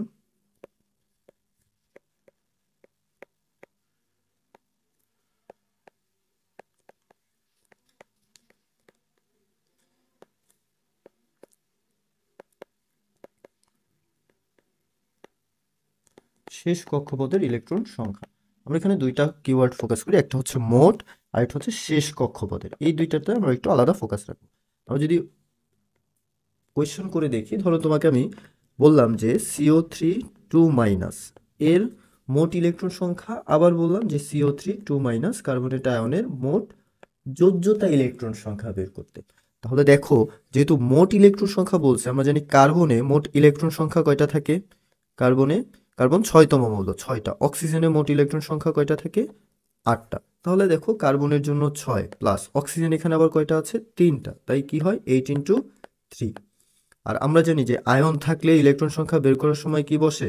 -2। বুঝা যাচ্ছে ভাই? তাহলে এটাকে আমরা কি লিখতে পারি যে 6 + 24 + 2, যেটাকে আমরা লিখতে পারি হচ্ছে 32। এইখানে খেয়াল করো, এই যে কার্বনের ইলেকট্রন বিন্যাস কি হয়? 1s2 2s2 2p2। তখন দেখা যায় যে শেষ কক্ষপথে কয়টা ইলেকট্রন থাকে? শেষ কক্ষপথে দ্বিতীয় শক্তি স্তরে 4টা।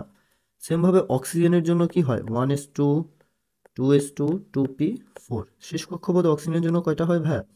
6টা। তাহলে এখানে তখন কি হবে? 4 + 6, 3টা আছে, তাই 3 গুণ হচ্ছে, মাইনাস হচ্ছে কি -2। তাহলে এটাকে আমরা লিখতে পারি 4 + 18 + 2 মিলে 24। তাহলে পার্থক্যটা বোঝা যাচ্ছে ভাই, যে 32 হচ্ছে কার্বনেট আয়নের মোট ইলেকট্রন সংখ্যা, আর 24 হচ্ছে কার্বনেট আয়নের যোজ্যতা ইলেকট্রন সংখ্যা। এ হচ্ছে মোটামুটি আমাদের গুলোর প্র্যাকটিস। আমরা এখন কিছু কোয়েশ্চেন সলভিং এ যাই। আমরা যদি কোয়েশ্চেন সলভিং এ যাই, আমরা প্রথমে খেয়াল করি, তোমাকে বলেছে যে নিম্নোক্ত ডি ব্লক মৌলসমূহের কোনটিতে 4s অরবিটালে একটি ইলেকট্রন রয়েছে? ডি ব্লক মৌলসমূহের 4s অরবিটালে একটি ইলেকট্রন রয়েছে। দেখো, ম্যাঙ্গানিজ, আয়রন, নিকেল, এগুলো দেখবা যে কপারের শেষ কপার ব্যতিক্রমধর্মী ইলেকট্রন বিন্যাস দেখায়। আমরা কপার ইলেকট্রন বিন্যাস জানি কি? 1s2 2s2 2p6 3s2 3p6। তারপরে কি হয়? 3d 4s। আগে 4s এ একটা যায় এবং 3d তে 10টা আসে। কপার ব্যতিক্রমধর্মী ইলেকট্রন বিন্যাস দেখায়, তখন দেখা যায় 4s এ একটা থাকে। তাহলে অপশন কত? 4। সিম্পল দেখো, তোমাকে আরেকটা কোয়েশ্চেন বলছে, নিম্নের কোন সেটটির সব মৌলগুলোর ইলেকট্রন বিন্যাসে বেজোড় ইলেকট্রন আছে? তুমি দেখো প্রথমেই যে সব মৌলগুলোর ইলেকট্রন বিন্যাসে বেজোড় ইলেকট্রন। দেখো ক্যালসিয়ামের ইলেকট্রন বিন্যাস করার সময় শেষে কি হয়? 3s2 3p6, 18টা। তারপরে কি হয়? 3d0 4s2 হয়ে যায়। তার মানে 4s2 কি জোড় হয়ে যায়, তার মানে এ বাদ। এভাবে করে তুমি যদি বাকিগুলো দেখো, বি নাম্বার অপশন হচ্ছে আমাদের সঠিক অ্যান্সার।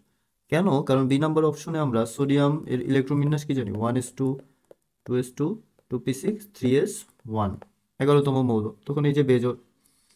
সেমভাবে সিলিকনের ক্ষেত্রে দেখো কি হচ্ছে? 1s2 2s2 2p6 3s2 3p2 হচ্ছে। এই যে 3p2 কে তুমি লিখতে পারো কি? 3px1 3py1 3pz0।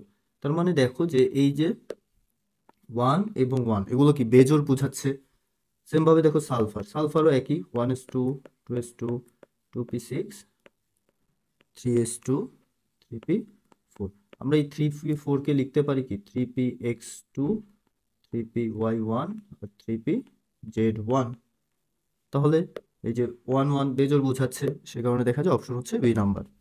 তারপরে দেখো বলছে যে নিম্নের সেটগুলোর কোনটির ক্রোমিয়াম ও ক্রোমিয়াম 3+ আয়নের ইলেকট্রন বিন্যাস বোঝে? আমরা ক্রোমিয়ামের ইলেকট্রন বিন্যাস জানি, একটু আগেই দেখেছি কি হয়? 3d5 4s1 হয়। আমাদের অপশন হচ্ছে ভাই কোনটা? এই যে। আর এই অপশনটা কেন হচ্ছে? কারণ ইলেকট্রন যাওয়ার সময় আগে 4s থেকে একটা চলে যাবে, তারপরে ডি থেকে আরেকটা দুইটা চলে যাবে, তখন ক্রোমিয়াম 3+ হয়। তারপরে দেখো তোমাকে বলছে কোবাল্ট 2+ এর জন্য কোন যোজ্যতা ইলেকট্রন সঠিক? তাহলে আমরা কোবাল্টের যুগে যদি খেয়াল করি, কোবাল্ট কততম মৌল হয়? 27তম মৌল। তাহলে 27তম মৌলের জন্য কি হয়? নিয়ন আঁকলাম, তারপরে হচ্ছে 3s2 3p6, কয়টা হলো? 18টা। 3d আর হচ্ছে 4s2, কোবাল্ট নর্মাল ইলেকট্রন বিন্যাস, তাই 4s2 হয়। তাহলে 20টা, আর এখানে চলে আসে 27। তাহলে অ্যান্সার হচ্ছে কত? 3d7 4s2। তাহলে এটা হচ্ছে আমাদের এই নাম্বার হচ্ছে সঠিক অ্যান্সার। দেখো একই টাইপের কোয়েশ্চেন তোমার 11 12, তারপরে হচ্ছে কি আসতেছে 17 18, এভাবে করে রিপিট কোয়েশ্চেন আসতেছে, একটু খেয়াল রাখতে হবে।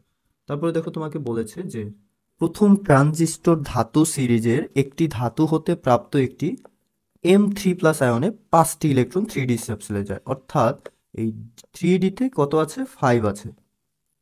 এটা কখন, যখন ইলেকট্রন তিনটা ত্যাগ করবে। তখন যদি খেয়াল করো যে ক্রোমিয়ামের ক্ষেত্রে কি হয়, ক্রোমিয়ামের নর্মাল ইলেকট্রন বিন্যাস যদি আমরা করি তাহলে ক্রোমিয়ামের জন্য লাস্টের দিকে কি হয় 3d5 4s1 হয়। আর ক্রোমিয়াম 3+ মানে তিনটে ইলেকট্রন চলে যায়, তখন কি হয় 3d3 4s0। বাট আমাদের এই জায়গায় কিন্তু 5 চেয়েছে, মানে এটা হচ্ছে না। সেম প্রসেসে ম্যাঙ্গানিসের দিকেও যদি খেয়াল করো ওটার জন্য হবে না, এখানে হবে কোথায় আয়রনের জন্য। আয়রন কততম মৌল ভাই, 26তম মৌল। আয়রনের শেষ কক্ষে ইলেকট্রন বিন্যাসে কি হয় 3d, তারপরে কি হয় 4s2 3d6। তখন আয়রন 3+এ যে কি হবে তিনটে ইলেকট্রন চলে যাবে, হয়ে যাবে কি 4s0 3d5। তার মানে এটা হচ্ছে আমাদের অ্যান্সার, বোঝা যাচ্ছে। তারপরে দেখো 2019 সালে রিসেন্টলি কোয়েশ্চেন এসেছে যে নাইট্রেট আয়নে কয়টি ইলেকট্রন আছে। আশা করি সবাই পারো। নাইট্রেট আয়ন বলতে আমরা কি জানি, NO3-। তাহলে নাইট্রেট আয়নে কয়টা ইলেকট্রন আছে আমরা কিভাবে বের করবো, NO3- হিসেবে যেহেতু আছে, তুমি দেখো NO3-। তুমি জানো নাইট্রোজেনে এখানে কোনো যোজ্যতা বলেনি, আমরা তাহলে মোট ইলেকট্রন বের করবো। নাইট্রোজেনের মোট ইলেকট্রন 7টা, অক্সিজেনের মোট ইলেকট্রন থাকে 8টা। তাহলে অ্যান্সার কি 7 প্লাস অক্সিজেন কয়টা আছে 3টা, 8 ইন্টু 3, তারপরে হচ্ছে মাইনাস ইন্টু -1 ইন্টু তো না -1। তাহলে টোটাল আমরা হিসেব করে যদি দেখি আমরা পাচ্ছি হচ্ছে 32। তাহলে আমাদের অপশন হচ্ছে কত ভাই 32। সেম ভাবে দেখো তোমাকে আরেকটা কোয়েশ্চেন বলেছে যে 26 আণবিক সংখ্যা বিশিষ্ট একটি মৌলের এম শেলে ইলেকট্রন বিন্যাস। আমরা জানি KLM, এম মানে কত শক্তি স্তর বোঝাচ্ছে, তৃতীয় শক্তি স্তর। আমরা 26 আণবিক বিশিষ্ট মৌলের যদি ইলেকট্রন বিন্যাস করি তাহলে ইলেকট্রন বিন্যাস কি হবে 1s2 2s2 2p6, ঠিক আছে ভাই, 3s2 3p6, কটা হলো 18টা, তারপরে 3d6 4s2। তার মানে তুমি দেখো যে এই যে তৃতীয় শক্তি স্তরে মোট ইলেকট্রন সংখ্যা কয়টা হচ্ছে ভাই 14টা। তৃতীয় শক্তি স্তরে মোট ইলেকট্রন 14টা হচ্ছে, তাহলে তৃতীয় শক্তি স্তর মানে কোন শেল বোঝাচ্ছে, এম শেল। তোমাকে যদি এই কোশ্চেনে বলতো যে এল শেলে ইলেকট্রন বিন্যাস, এল মানে কি দ্বিতীয় শক্তি স্তর, তাহলে এল এর জন্য ইলেকট্রন কয়টা আছে 8টা, এভাবে করে এম এর জন্য ইলেকট্রন কয়টা 14টা। তাহলে অ্যান্সার হচ্ছে ভাই কত সি। তোমাকে এরপরে বলছে যে বেজোড় ইলেকট্রনযুক্ত অণু কোনটি। তুমি বিজোড় ইলেকট্রনযুক্ত অণু বের করবা প্রত্যেকটা আলাদা আলাদা হিসেব করে। তুমি যদি দেখো যে নাইট্রোজেন মনোক্সাইড, নাইট্রোজেনে কয়টা ইলেকট্রন আছে 7টা, অক্সিজেনে কয়টা আছে 8টা, কয়টা হয়ে গেল 15টা। এটাই আমাদের অ্যান্সার হয়ে গেছে, তাহলে এটাই বেজোড়। দেখো বাকিগুলো কেন হচ্ছে না, ধরো আমি এটার জন্য করলাম, আমরা একটা অক্সিজেনে 8টা, তাহলে দুইটা মিলে টোটাল কত 16, জোড় হচ্ছে, আমাদের বেজোড় বলেছে, ঠিক আছে ভাই, আমরা বেজোড়টা করেছি। এরপরে দেখো তোমাকে গুচ্ছ ভর্তি পরীক্ষায় কোয়েশ্চেন করেছে যে এক্স ও ওয়াই এর সর্ববহিস্থ শক্তি স্তরে যথাক্রমে 3টি ও 6টি ইলেকট্রন আছে। তার মানে এক্স ও ওয়াই এর সর্ববহিস্থ শক্তি স্তরে 3টা এবং 6টি। মনে করো 3টা ইলেকট্রন থাকলে 3টা ইলেকট্রন ত্যাগ করে দিতে পারবে, বাট 6টা ইলেকট্রন কিন্তু ত্যাগ করা সম্ভব না। তখন সে কি করবে, অষ্টক পূরণের জন্য 2টা ইলেকট্রন গ্রহণ করবে। তার মানে এক্স কি করবে, এক্স হচ্ছে 3টা ইলেকট্রন ছেড়ে দিল, আর ওয়াই কি করবে 2টা ইলেকট্রন গ্রহণ করবে। তাহলে কি এই 3টা চলে যাবে এটার নিচে এবং এই 2টা চলে আসবে কি এটার নিচে, তখন যৌগটা কি হয় X2Y3। তাহলে দেখো আমাদের প্রথম অপশনটাই হচ্ছে ভাই সঠিক আছে। এরপরে তোমাকে আরেকটা কোয়েশ্চেন করেছে যে ইলেকট্রন বিন্যাসের সাধারণ নিয়মের ব্যতিক্রম দেখায় কোনটি। কোনটি ব্যতিক্রম দেখাবে ইলেকট্রন নিয়মের সাধারণ বিন্যাস, ক্রোমিয়াম, সবাই জানি। তোমাকে মেডিকেলে কোয়েশ্চেন বলছে সোডিয়াম প্লাসের ইলেকট্রন বিন্যাস, কার্বন মৌলের ইলেকট্রন বিন্যাস, সবাই তো পারো সোডিয়ামের ইলেকট্রন বিন্যাস কত। মেডিকেল কোয়েশ্চেন কিন্তু এই টপিকগুলো থেকে প্রচুর করে থাকে, তবে খুবই ইজি কোয়েশ্চেন করে, একটু বেসিকটা ক্লিয়ার রাখবা। 3s1 অবশ্যই 1 থেকে 30 পর্যন্ত মৌলগুলোর ইলেকট্রন বিন্যাস প্র্যাকটিসে রাখবা, বিশেষ করে 19 থেকে 30 হচ্ছে ভার্সিটি এডমিশনের জন্য, আর 1 থেকে 18 মেডিকেলের মধ্যে বেশি চলে আসে। কার্বন মানে কয়তম মৌল, 6তম মৌল, তাহলে 1s2 2s2 2p2, বোঝা যাচ্ছে ভাই। আমরা এরপরে আরেকটি ইম্পর্টেন্ট পার্টে যাব, টাইপ 8-এ যাব। টাইপ 8-এ আছে কি নিউক্লিয়ার বিক্রিয়া। নিউক্লিয়ার বিক্রিয়া বলতে বোঝায় নিউক্লিয়াসের মধ্যে বিক্রিয়া। আমরা এই টাইপ করার জন্য আমরা কিছু পার্ট মনে রাখবো, আমরা এই লাইনগুলো একটু ভালোভাবে আয়ত্ত করার চেষ্টা করব, খুবই ইম্পর্টেন্ট পার্ট। একটু লিখে ফেলো দ্রুত গতিতে, ভিডিওটা পজ করে। দেখো আমরা প্রথম পার্টে আছে যে উভয় পাশে পরমাণুগুলোর ভর সংখ্যার সমষ্টি আমাদের সমান রাখতে হবে। কি ভর সংখ্যা। সেম ভাবে আমরা যখন এই ধর আমরা কোয়েশ্চেন সলভিং এ গেলে এই ভাষাগুলো আরেকটু ভালোভাবে বুঝবো, আগে এই ভাষাগুলো একটু লিখে রাখো। আর উভয় পাশে আমরা পারমাণবিক সংখ্যা বা প্রোটন সংখ্যা সমান হবে। পারমাণবিক সংখ্যা বলতে কি বোঝাচ্ছে, প্রোটন সংখ্যা। আমরা এগুলো কি রাখবো ভাই সমান রাখবো, অর্থাৎ ভর সংখ্যা সমান রাখবো আর প্রোটন সংখ্যা বা পারমাণবিক সংখ্যা সমান রাখবো। এরপর আমরা তিনটা পার্ট শিখবো, আমরা তিনটা কণা সম্পর্কে জানবো, যে আলফা বিটা গামা। কোনো পরমাণু থেকে যদি আলফা কণা বিকিরণ হয়, আলফা কণা দেখো হিলিয়াম বোঝাচ্ছে, এটা হচ্ছে আলফা কণার সংকেত। ইলেকট্রন কয়টা? কোনো ইলেকট্রন নাই, দুইটা ইলেকট্রন ছেড়ে দেয়। প্রোটন কয়টা? দুইটা, এটা হচ্ছে আলফা কণার সংকেত। নিউট্রন কয়টা? দুইটা। এখন আলফা কণা বিকিরণ হলে মনে রাখবা যে ভর সংখ্যা সবসময় কি 4 কমে যায় এবং প্রোটন সংখ্যা 2 কমে যায়। আলফা কণা বিকিরণ মানে কমে যাচ্ছে। আর বিটা কোণার সংকেত হচ্ছে এটা। বিটা কোণা বিকিরণ হওয়া মানে ভর সংখ্যা কি যা ছিল তাই, কিন্তু প্রোটন সংখ্যা কি 1 বেড়ে যাবে। আর গামা কোণা বিকিরণ হলে কোনো চেঞ্জ হবে না। আমরা কোয়েশ্চেন সলভিং এ গেলে এগুলো একটু আরো ডিটেলসে সুন্দরভাবে জানতে পারবো। দেখো ভাইয়া, তোমাকে কোয়েশ্চেনে বলেছে নিম্নের বিক্রিয়ায় এক্স কে কি বলা হয়। দেখো একই কোয়েশ্চেন কতবার ঢাকা বিশ্ববিদ্যালয়ে আসতেছে, ঘুরিয়ে পেঁচিয়ে তোমাকে দিবে। এই জিনিসগুলো তুমি ক্যাচ করতে পারলে তোমার কিন্তু ভার্সিটি এডমিশন খুবই ইজি হয়ে যাবে। দেখো নিম্নের বিক্রিয়ায় এক্স কে কি বলা হচ্ছে, তাহলে আমরা এখন সবসময় আমাদের টার্গেট কি ছিল, দেখো ভাই লাইন লিখেছিলাম কি, যে আমরা ভর সংখ্যা সমান রাখবো, আরেকবার কি পারমাণবিক সংখ্যা সমান রাখবো। এই দুইটা হচ্ছে আমাদের মেইন টার্গেট। তাহলে আমরা যদি দেখি যে এখানে ভর সংখ্যা দেখো কত আছে, 226, এখানে কত আছে অপর পাশে 222, তাহলে কতটুকু ডিফারেন্স হয়েছে, 226 মাইনাস 222 মিলে হচ্ছে 4। তাহলে এই জায়গায় আমরা কত লিখতে পারি, 4। সেম ভাবে দেখো এখানে কত আছে 88, এখানে কত আছে 86, তাহলে কতটুকু ডিফারেন্স হচ্ছে 2। আমরা এই যে এই 4 আর 2 কে কি বলি ভাইয়া, কোন কোণা বলি? এই যে দেখো 4 আর 2, 4 আর 2 থাকলে আমরা কোন কোণা বলি? আলফা কোণা। বুঝা যাচ্ছে ভাইয়া? আলফা কোণা। এটা আসছে 4-5। দেখো 9-10 একই কোয়েশ্চেন তোমাকে ঘুরিয়ে পেঁচিয়ে আবার দিচ্ছে। তোমাকে বলেছে যে নিম্নলিখিত বিক্রিয়ায় এক্স কোন কোণা। আমরা এই বিক্রিয়ার মধ্যে এক্সটা, এই যে এই কোণাটা বের করার চেষ্টা করব। তোমার এখন টার্গেট উভয় পাশে সমান করা। দেখো এই পাশে আছে কি 14, আর এই পাশে মোট কত হয়, 17 আর 1 মিলে কত 18। মানে এই পাশে মোট আছে কয়টা, 18টা, আর এই পাশে আছে 14টা। তাহলে এই পাশে আর কত বসানো লাগবে, 4। তাহলেই তো তোমার 18 হচ্ছে। বোঝা যাচ্ছে? সেম ভাবে দেখো এই পাশে 8 আছে আর 1 আছে, টোটাল মিলে কত, 9। তোমার এই পাশে কত আছে, 7। তাহলে আরো কত লাগবে 9 বানানোর জন্য, 2। তাহলে এই কোণাটাকে আমরা কি বলি ভাইয়া, আলফা কোণা বলি। দেখো একই কোয়েশ্চেন কিন্তু তোমার ঢাকা বিশ্ববিদ্যালয়ে আসতেছে রিপিট। দেখো 8-9 সালে এই টপিকটা কিন্তু মোস্ট ইম্পর্টেন্ট, প্রচুর ইম্পর্টেন্ট টপিক টাইপ 8। দেখো নিম্নলিখিত বিক্রিয়ায় এক্স কোন কোণা, আবার ওই একই কোয়েশ্চেন, তুমি কি করবা, সমতা করবা। দেখো এখানে কত আছে 14, এখানে কত আছে 14, তার মানে ব্যালেন্স হয়ে গেছে। তাহলে আমরা এখানে বসাতে পারি কত, 0। ঠিক আছে। এই পাশে দেখো 6, এই পাশে 7, তাহলে আমাদের তো উভয় পাশে সমান রাখতে হবে। তাহলে 7 থেকে কত বাদ দিলে 6 হয়, -1। তাহলে আমরা এখানে -1 বসালাম। এই যে এটা কিসের সংকেত ভাইয়া, আমরা একটু আগে লিখেছিলাম না, এটা কিসের সংকেত, বিটা কোণার সংকেত বা বিটা রশ্মির সংকেত। তাহলে আমরা বলতে পারি এক্স হচ্ছে কি ভাইয়া, বিটা রশ্মি। সেম প্রসেসে দেখো তোমাকে বলেছে নিম্নোক্ত বিক্রিয়ায় শূন্য স্থানে কি হতে পারে। আবার ওই একই গ্যাপ ফিলিং, আমরা আবার ব্যালেন্স করবো। দেখো এই পাশে 27 আর 4, টোটাল কত হয় ভাইয়া, 31। তাহলে 31 হলে এই যে খালি স্থানে আমি ধরে নিলাম হচ্ছে এক্স, তাহলে কত, এখানে আছে কত 30, তাহলে 31 বানানোর জন্য এখানে কত 1 বসালাম। দেখো এই পাশে 13 আছে, এই পাশে কত আছে 2, 15, এই পাশে 15, তাহলে কি হয়ে গেছে, ব্যালেন্স হয়ে আছে। তাহলে আমরা এখানে লিখতে পারি হচ্ছে 0। এটা কিসের সংকেত, আমি বলেছিলাম যে প্রোটনের সংকেত কি 1 1, নিউটনের সংকেত কি 1 0। এটা হচ্ছে কি ভাই, নিউটনের সংকেত। একদম দেখো একদম টাইপ 1 এর ওদিকে তোমাকে শিখিয়েছিলাম। তাহলে এটাকে আমরা লিখতে পারি হচ্ছে কিসের সংকেত, নিউট্রন, 1 0। বোঝা যাচ্ছে? তারপরে দেখো আবার তোমাকে 10 11 11 12 13 14 একই কোয়েশ্চেন কতবার দিচ্ছে, এই জিনিসগুলো তোমাকে ক্যাচ করে জানতে হবে। তো নিম্নলিখিত বিক্রিয়ায় শূন্য স্থানে কি হবে, তাহলে শূন্য স্থানে কি হবে তুমি বের করার চেষ্টা করো। দেখো এখানে কত আছে 26, এবং এখানে কত আছে 2, এখানে কত আছে 24, তাহলে 26 আর 2 মিলে এই পাশে টোটাল 28। তাহলে এই পাশে 28 করার জন্য আমরা এখানে শূন্য স্থানে এটাতে কি বসালাম, 4 বসালাম। দেখো 12 আর 1 মিলে কত 13, আর এই পাশে কত আছে 11, তাহলে 13 আর 11 আমরা 2, আমরা এই কোণাটাকে কি বলি ভাই, আলফা কোণা। দেখেছো একই কোয়েশ্চেন কতবার দিচ্ছে তোমাকে ভর্তি পরীক্ষায়। তাহলে আমরা এই কোয়েশ্চেনটাতে খেয়াল করি, তোমাকে বলছে এক্স কোন কোণা। তাহলে তুমি দেখো যে এখানে মাঝখানে একটা কি যুক্ত হয়েছে, আলফা। আলফা মানে আমরা কত জানি, 4 আর 2। তারপরে এই পাশে দেখো 14 আর এই পাশে 4, টোটাল 18, এই পাশে কত আছে 17, তাহলে এখানে কত লাগবে 1। সিম্পল দেখো এখানে 7 আর 2, 2 মিলে কত 9, এই পাশে আছে 8, তাহলে এখানে একটা 1।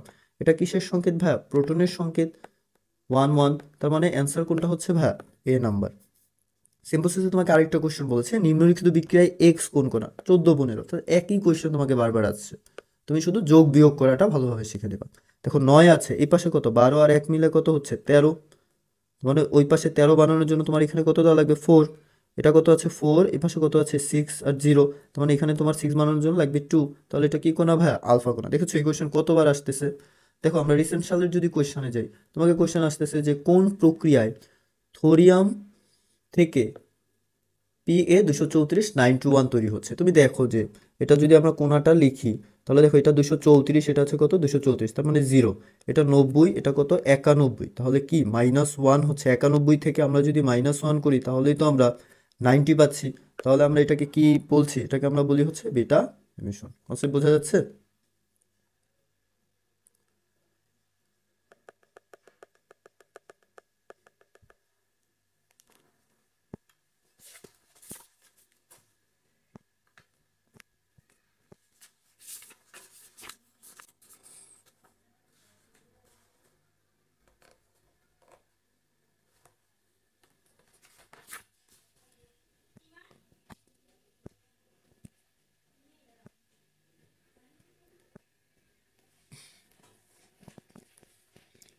এরপরের কোয়েশ্চেনে দেখো কোন প্রক্রিয়ায় থোরিয়াম থেকে PA 90 তৈরি হচ্ছে। তাহলে কোন প্রক্রিয়ায় তৈরি হচ্ছে, আমরা যদি বিক্রিয়াটা লিখি 234 90 থোরিয়াম, তার মানে দেখো পার্থক্যটা কত হচ্ছে, এই যে 1 এর একটা পার্থক্য তৈরি হচ্ছে। আমরা এটাকে লিখতে পারি না 234, তারপরে হচ্ছে 91, আমরা প্লাস দিয়ে লিখতে পারি হচ্ছে কি -10, তখনই তো দেখো যে 91 থেকে -1 বাদ দিয়ে কিন্তু 90 হচ্ছে। এই যে সংকেতটাকে আমরা কি বলি ভাই, বিটা এমিশন বলি।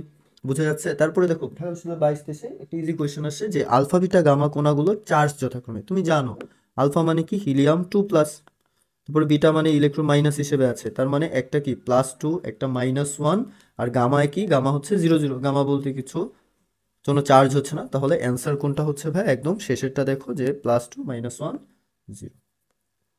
আমরা যাব হচ্ছে টাইপ 9। টাইপ 9 নর্মাল একটা কনসেপ্ট যে আমরা ডি ব্রগলি এবং হাইজেনবার্গের সমীকরণ সম্পর্কে জানবো। বিজ্ঞানী ডি ব্রগলি বলতে চেয়েছেন যে ইলেকট্রন তরঙ্গ ও কণা উভয় রূপে কাজ করে, ইলেকট্রন তরঙ্গ ও কণা উভয় ধর্ম প্রদর্শন করে, উভয় ধর্ম প্রদর্শন করে। এটাকে বলা হচ্ছে, যেহেতু এখানে উভয় শব্দটা চলে আসতেছে, তাহলে উভয় ধর্ম প্রদর্শন করে, এটাকে তুমি লিখতে পারো হচ্ছে কি দ্বৈত ধর্ম। উভয় মানেই হচ্ছে কি দ্বৈত, এটাকে দ্বৈত নীতিও বলা হয়। ঠিক আছে, দেখো আমরা ল্যামডা সমান ডি ব্রগলি সমীকরণ দিয়েছে যে ল্যামডা সমান h/p, এখানে p হচ্ছে কি ভরবেগ। তুমি p সমান আবার চাইলে লিখতে পারো না যে mv, ভর ইন্টু বেগ, আর ল্যামডাকে বলা হয় তরঙ্গ দৈর্ঘ্য। তাহলে এই ল্যামডাটা কোন ধর্ম প্রদর্শন করতেছে, তরঙ্গ ধর্ম। এবং এই যে mp, তাহলে এই যে p, এটা কি ধর্ম প্রদর্শন করতেছে, কণা ধর্ম। এভাবে করে উভয় ধর্ম প্রদর্শন করে। h হচ্ছে কি প্লাঙ্কের ধ্রুবক, আমরা জানি। আর এরপরে হচ্ছে হাইজেনবার্গ। বিজ্ঞানী হাইজেনবার্গ বলতে চেয়েছেন যে একটা চলমান বা গতিশীল ইলেকট্রনের আমরা একই সাথে অবস্থান এবং ভরবেগ নির্ণয় করতে পারবো না, যে কোনো একটা নির্ণয় করতে পারবো। এটা হচ্ছে হাইজেনবার্গের সমীকরণ। x হচ্ছে অবস্থান, p হচ্ছে ভরবেগ, h হচ্ছে প্লাঙ্কের ধ্রুবক। এটা হচ্ছে আমাদের সমীকরণ। এটা রিটার্ন কোয়েশ্চেন আসছে যে ইলেকট্রনের দ্বৈত প্রকৃতি কি। দ্বৈত প্রকৃতি মানে হচ্ছে কি এই যে তরঙ্গ কোণা উভয় রূপ ধর্ম প্রদর্শন করে। তারপর ডি ব্রগলির সমীকরণ, ডি ব্রগলির সমীকরণ যে যেটা আছে বসিয়ে দিলেই মান হয়ে যাচ্ছে। আমরা পরবর্তী টাইপে যাব, টাইপ 10, ইম্পর্টেন্ট একটি টাইপ, এটা একটু আলাদাভাবে ফোকাস করো। এই টাইপের মধ্যে আমরা শক্তি এবং ব্যাসার্ধর সূত্র সম্পর্কে জানার চেষ্টা করব। শক্তি ই দ্বারা প্রকাশ করা হয় এনার্জি, ব্যাসার্ধ রেডিয়াস থেকে আর দ্বারা প্রকাশ করা হচ্ছে। শক্তি যে শুধু যখন হাইড্রোজেন থাকবে, হাইড্রোজেনের জন্য শক্তির সূত্র EN সমান হচ্ছে E1/n²। এন বলতে কি বোঝাচ্ছে, কততম কক্ষপথ বা কক্ষপথ সংখ্যা। আর যদি হাইড্রোজেন বাদে অন্য কোনো মৌল থাকে, যেমন ধরো বেরিলিয়াম বললো বা অন্য যে মৌলগুলো বলবে, তার জন্য এক্সট্রাভাবে আমাদের এই সূত্রের সাথে কি এই Z² এক্সট্রাভাবে আমাদের কানেকশন করে দিতে হবে, গুণ করে Z² দিতে হবে। রেডিয়াসের ক্ষেত্রে সেম, রেডিয়াসটা আমাদের ইম্পর্টেন্ট না, আমাদের এটা খুবই ইম্পর্টেন্ট। শক্তির যে পার্থক্য, পরীক্ষা কোয়েশ্চেন আসলে এই টপিক থেকে আসতে পারে, ফিজিক্সও আসে, রসায়নে আসে। আমরা একটা পার্ট শিখবো, সেটা হচ্ছে শক্তির শক্তির পার্থক্য নির্ণয়। মনে করো তোমার কাছে দুইটা অরবিটাল বললো, তোমার কাছে বললো যে প্রথম ও চতুর্থ শক্তি স্তরের পার্থক্য বের করতে। তুমি প্রথম শক্তি স্তরের পার্থক্য কিভাবে বের করবা, EN সমান হচ্ছে কি E1, তারপরে ফর্মুলা হচ্ছে কি E1, তারপরে হচ্ছে 1/ছোট স্কয়ার -1/বড় স্কয়ার ইন্টু Z²। এটার মাধ্যমে আমরা পার্থক্য বের করে ফেলতে পারবো যে কোনো শক্তি স্তরের। তোমাকে যেই শক্তি স্তর বললো, তোমাকে ধরো চতুর্থ ও পঞ্চম শক্তি স্তরের বললো, তাহলে তোমাকে বললো কি চতুর্থ ও পঞ্চম, তুমি তখন কি করবা, E1 এর মান বসাবা, ইন্টু কি করবা 1/4 স্কোয়ার মাইনাস লিখলা 1/5 স্কোয়ার। তোমাকে মনে করো অন্য কোনো হিলিয়ামের জন্য বললে তুমি তখন 2 লিখলা। তোমাকে যদি হাইড্রোজেনের জন্য বলে তাহলে এটা লেখার দরকার নেই। বুঝা যাচ্ছে? এভাবে করে আমরা এই ফর্মুলা থেকে ম্যাথ করবো। E1 এর মানটা মুখস্থ রেখো, E1 এর মান -13.6 ইলেকট্রন ভোল্ট। আমাদের একটা কোয়েশ্চেন বলেছে যে হাইড্রোজেন পরমাণুর বোর কক্ষের শক্তি, অর্থাৎ প্রথম কক্ষপথের শক্তি তোমাকে E1 বলে দিয়েছে। তার বলছে যে দ্বিতীয় কক্ষপথের শক্তি।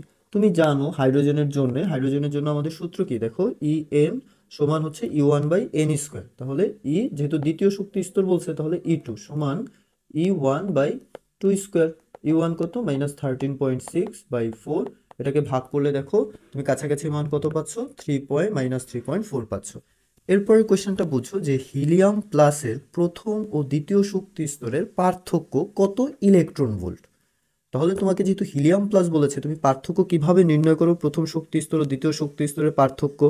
তাহলে পার্থক্যটা হবে যে ডেল ই সমান কি হবে, E1 ইন্টু 1/, যেহেতু প্রথম ও দ্বিতীয় বলছে, আগে ছোট স্কোয়ার -1/, বড় স্কোয়ার, ইন্টু হচ্ছে কি জেড স্কোয়ার। তাহলে তুমি এটাকে ক্যালকুলেশন করলে কি পাচ্ছ, 13.6 ইন্টু এটাকে ক্যালকুলেশন করলে 1 - 1/4 ইন্টু জেড স্কোয়ার, মানে দেখো হিলিয়ামের জন্য জেড এর মান কত, 2। তাহলে এখানে 2 স্কোয়ার বসালা। তুমি চাইলে এটাকে লিখতে পারো কত, 13.6 ইন্টু 3/4। প্লাস বা মাইনাস ওগুলো কোনো মেটার না, যেহেতু এটা পার্থক্য, জাস্ট একটা সংখ্যা বোঝাবে, তাই আমি -13.6 দেইনি। 2 স্কোয়ার মানে 4। দেখো 4 4 কাটাকাটি চলে যাচ্ছে। তাহলে 13.6 এর সাথে 3 গুণ করলে কাছাকাছি মান কত আসতেছে, 13 এর সাথে 3 গুণ করলে 39। কাছাকাছি মান এটা আছে, তাহলে এটাই হচ্ছে আমাদের অ্যান্সার। আমরা এরপরে একটা গুরুত্বপূর্ণ পার্টে যাব, টাইপ 11, খুবই ইম্পর্টেন্ট পার্ট। আমরা মোস্ট ইম্পর্টেন্ট পার্ট বলেছিলাম টাইপ 11 থেকে টাইপ 14, প্রত্যেকটা পার্টে ইম্পর্টেন্ট।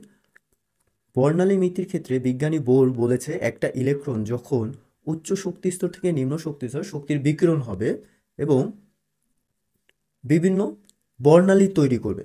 একটা জিনিস মাথায় রাখবা, আমরা এখানে N1 এবং N2 শিখব। N1 বলতে মনে রাখবা যে দিন শেষে যেখানে ইলেকট্রন আসে, অর্থাৎ ফাইনালি ইলেকট্রনটা যেই কক্ষপথে এসে থামে সেটাকে আমরা বলি N1, এবং যেই কক্ষপথ থেকে ইলেকট্রনটা আসে, অর্থাৎ প্রথমে যেই কক্ষপথে ছিল যেখান থেকে আসে সেটাকে আমরা বলি হচ্ছে N2, আর ফাইনালি যেখানে আসে সেটা N1। তুমি একটা মনে রাখবা, আমরা বর্ণালীগুলো একটা ছন্দের মাধ্যমে আমরা যদি নামগুলো খেয়াল করি, আমাদের বর্ণালীগুলোর নামগুলো মাথায় রাখতে হবে, লাইমেন, বামার,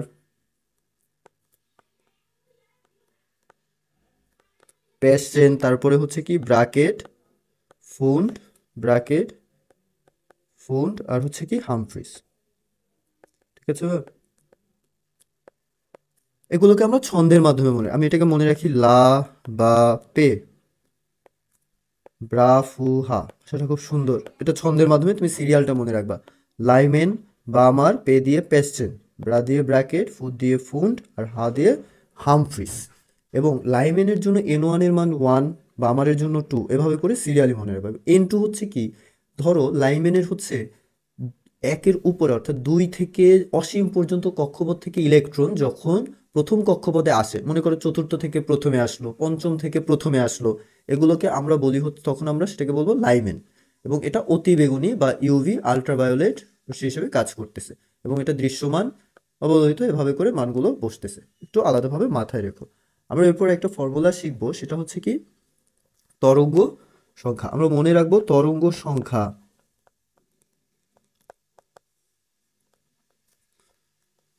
নিউবার, এটাকে আমরা নিউবার বলি, 1/λ সমান হচ্ছে RH 1/n1 square minus 1/n2 square. N1 হচ্ছে কি ফাইনালি যেখানে ইলেকট্রন আসে, আমরা এখানে RH কে বলি হচ্ছে রিডবার্গ ধ্রুবক। ঠিক আছে ভাইয়া, রিডবার্গ, এটার মান কি হয় 109678 সেন্টিমিটার ইনভার্স 1, অথবা এটাকে আমরা লিখতে পারি 1.09 ইন্টু 10⁻7 মিটার ইনভার্স 1।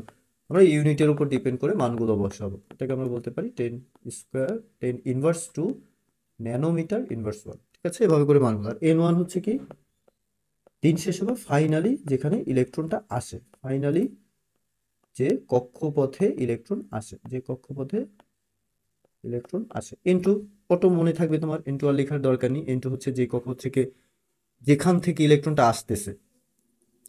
এবং এখানেরই ল্যামডাটাকে আমরা বলি কি ভাইয়া, তরঙ্গ দৈর্ঘ্য। ঠিক আছে, আমরা খেয়াল করি যে তরঙ্গ সংখ্যার সাথে তরঙ্গ দৈর্ঘ্যটা কিভাবে আছে, ব্যস্তানুপাতিক আছে। কখনো যদি তোমাকে বলে তরঙ্গ দৈর্ঘ্য সর্বোচ্চ, তার মানে তরঙ্গ সংখ্যা হচ্ছে কি সর্বনিম্ন।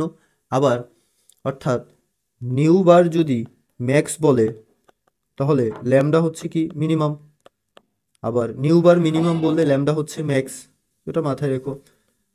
আমরা কিছু তিনটি বিশেষ কনসেপ্ট মাথায় রাখবো, আমাদের ম্যাথ করার জন্য খুবই কাজে লাগবে। তিনটি বিশেষ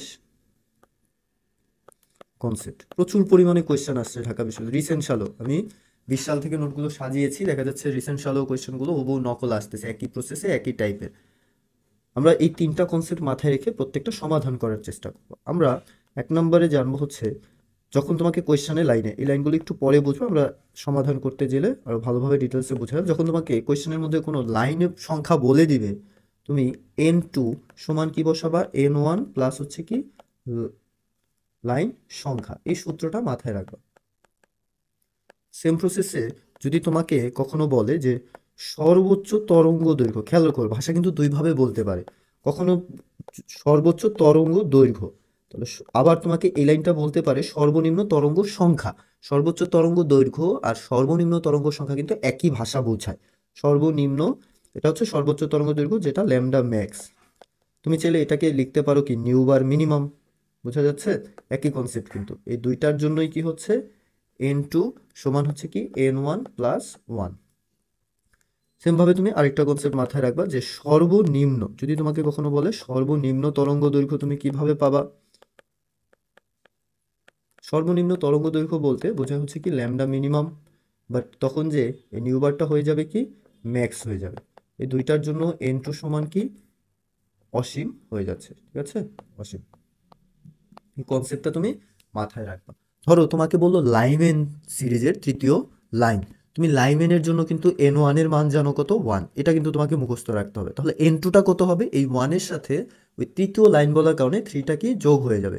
এই ফর্মুলাগুলো খুবই ইম্পর্টেন্ট। আমি যদি আরেকবার বলি যে লাইনে থাকলে n2 সমান n1 প্লাস লাইন সংখ্যা, সর্বোচ্চ তরঙ্গ দৈর্ঘ্য বা সর্বনিম্ন তরঙ্গ সংখ্যা বললে n2 সমান n1 প্লাস 1, সর্বনিম্ন তরঙ্গ দৈর্ঘ্য বা সর্ব তরঙ্গ সংখ্যা বলে n2 হচ্ছে অসীম। আমরা কোয়েশ্চেন সলভিং এ যাই, বুঝতে সুবিধা হবে। এছাড়া আমাদের আরেকটা পার্ট আছে, সেটা হচ্ছে, এটা হচ্ছে আমরা যেসব বিকিরণ বা রশ্মি নির্গত হচ্ছে, কসমিক রে, এটা মানে হচ্ছে কি মহাজাগতিক রশ্মি। তারপরে গামা রে হচ্ছে, এক্স রে হচ্ছে ইউভি মানে কি অতি বেগুনি রশ্মি, অতি বেগুনি। এটার মাধ্যমে আমরা কি জাল টাকা, জাল পাসপোর্ট এগুলো শনাক্তকরণ করতে পারি। ভিজিবল হচ্ছে দৃশ্যমান, যেটা আমরা চোখে দেখতে পাই। নর্মালি 380 ন্যানোমিটার থেকে 780 ন্যানোমিটার হয়। ভিন্ন বইয়ে ভিন্ন ভিন্ন মান লেখা আছে। আইআর, ইনফ্রারেড রে, মাইক্রোওয়েভ, তারপরে রেডিও ওয়েভ, এভাবে বিভিন্ন আছে। এখানে খেয়াল করো যে যেটা আমরা শিখে এসেছিলাম যে ই ব্যস্তানুপাতিক 1/ল্যামডা, আবার ই সমানুপাতিক আমরা এফও লিখতে পারি। মানে ই আর এফ বেশি হলে তরঙ্গ দৈর্ঘ্য কি হয়, কম হয়। তাহলে দেখো কসমিক রে তরঙ্গ দৈর্ঘ্য সবচেয়ে কম, এর মানে এটার শক্তি আর কম্পাঙ্ক সবচেয়ে কি ভাইয়া বেশি। বোঝা যাচ্ছে, এই দুইটাই হচ্ছে কি বেশি। এটাও সেম প্রসেসে, যে এটা তরঙ্গ দৈর্ঘ্য বেশি তাই শক্তি কি কম। আমরা কোয়েশ্চেন সলভিং আসি। দেখো আমরা লিখলাম যে কোন ইলেকট্রন স্থানান্তরের ফলে হাইড্রোজেন বর্ণালীর বামার সিরিজের ফোর্থ লাইনে সৃষ্টি হয়। যেহেতু বামার সিরিজ বলছে, তুমি বামার মানেই জানো n1 এর মান কত ভাইয়া, বামার মানেই হচ্ছে n1 এর মান হচ্ছে 2। তুমি তাহলে n2 কিভাবে বের করো, তুমি সূত্র জানো n1 প্লাস কি লাইন সংখ্যা।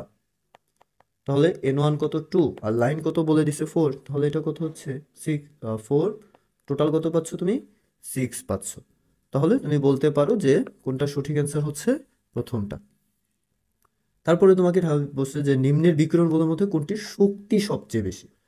তাহলে এগুলোর মধ্যে কোনটার শক্তি সবচেয়ে বেশি হচ্ছে, তুমি যদি এখানে সিরিয়াল মেনটেন করো, দেখো আলট্রাভায়োলেটটা সবার আগে আছে, তুমি তাহলে এটার অ্যান্সার বলতে পারো হচ্ছে কি আলট্রাভায়োলেট।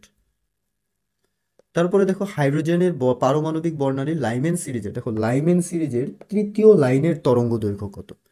আগে ক্যালকুলেটর ইউজ করতে দিত, এটার ক্যালকুলেশন একটু বড়, এটা ক্যালকুলেটর ছাড়া করা যাবে না, চাইলেও অনেক জটিল বা সময় লাগবে। মনে রাখবা 13-14 সালের আগে ক্যালকুলেটর ইউজ করতে দিত।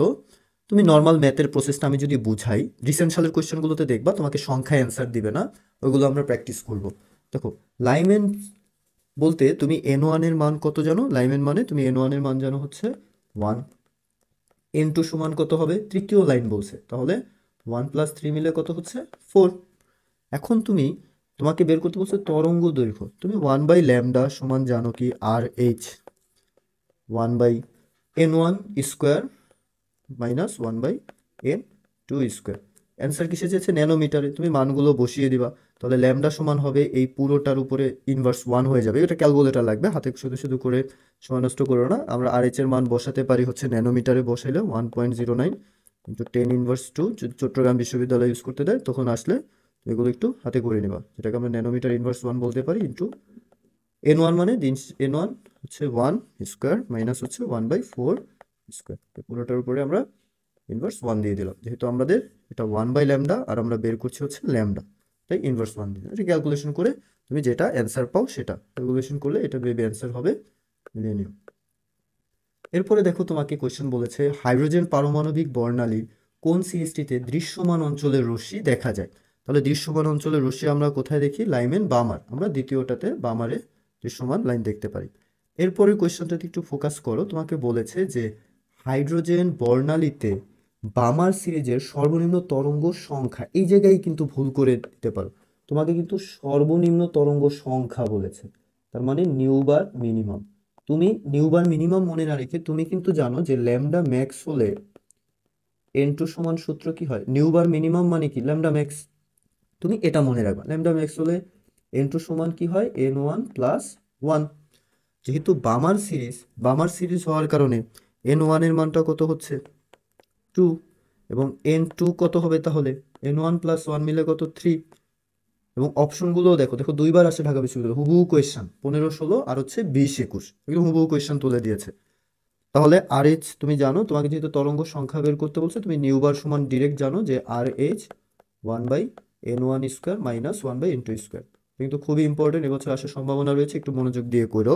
তাহলে RH এর মান আমাদের বসানোর প্রয়োজন নেই, অ্যান্সারই দেখো RH আছে ইন্টু কি 1/2 স্কোয়ার মাইনাস 1/3 স্কোয়ার, এটাকে ক্যালকুলেশন করলে RH তারপরে হচ্ছে 1/4 মাইনাস 1/9, এটাকে আমরা লিখতে পারি RH ইন্টু, এটাকে করলে 20 হচ্ছে, তাহলে 9 মাইনাস হচ্ছে 4, তাহলে আমরা পাচ্ছি কত 5 RH/36। তাহলে আমাদের অ্যান্সার হচ্ছে কোনটা ভাইয়া, দেখো বি নাম্বার। এটা কিন্তু খুব ইম্পর্টেন্ট, বিশেষ বিশেষ গুরুত্বপূর্ণ, এই এমসিকিউটা আলাদা গুরুত্ব দিয়ে পড়ো, এবছর আসার সম্ভাবনা রয়েছে।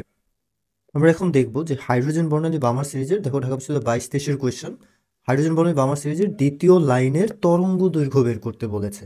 একই কনসেপ্টের কোয়েশ্চেন, তোমার রিপিট কোয়েশ্চেন, দেখো যারা আগের কোয়েশ্চেনগুলো সলভিং করেছে টাইপ ওয়াইজ তারা কিন্তু এটা পেরেছে, এবং আমি সেই 20 সালের নোটটি তোমাদের কপি করে নতুন কোয়েশ্চেন অ্যাড করেছি। দেখো বামার মানে হচ্ছে N1 এর মান কত হচ্ছে 2, আর দ্বিতীয় লাইন মানে N2 এর মান তুমি কত পাচ্ছ 2 + 2 মিলে 4, বোঝা যাচ্ছে, N1 প্লাস লাইন সংখ্যা, সেখান থেকে তোমাকে বের করতে বলছে তরঙ্গ দৈর্ঘ্য। তুমি জানো 1/λ সমান হচ্ছে RH 1/N1 স্কোয়ার, N1 এর মান 2 স্কোয়ার মাইনাস 1/N2 স্কোয়ার মানে 4 স্কোয়ার। এখান থেকে তুমি এটাকে সমাধান করে তুমি পাচ্ছ হচ্ছে RH, এটাকে লিখতে পারো হচ্ছে 1/4 মাইনাস 1/16, যেটাকে ক্যালকুলেশন করলে তুমি পাচ্ছ হচ্ছে RH সমান ইন্টু হচ্ছে 16 নিলে থাকে হচ্ছে 4 - 1, বা এটাকে আমরা লিখতে পারি হচ্ছে RH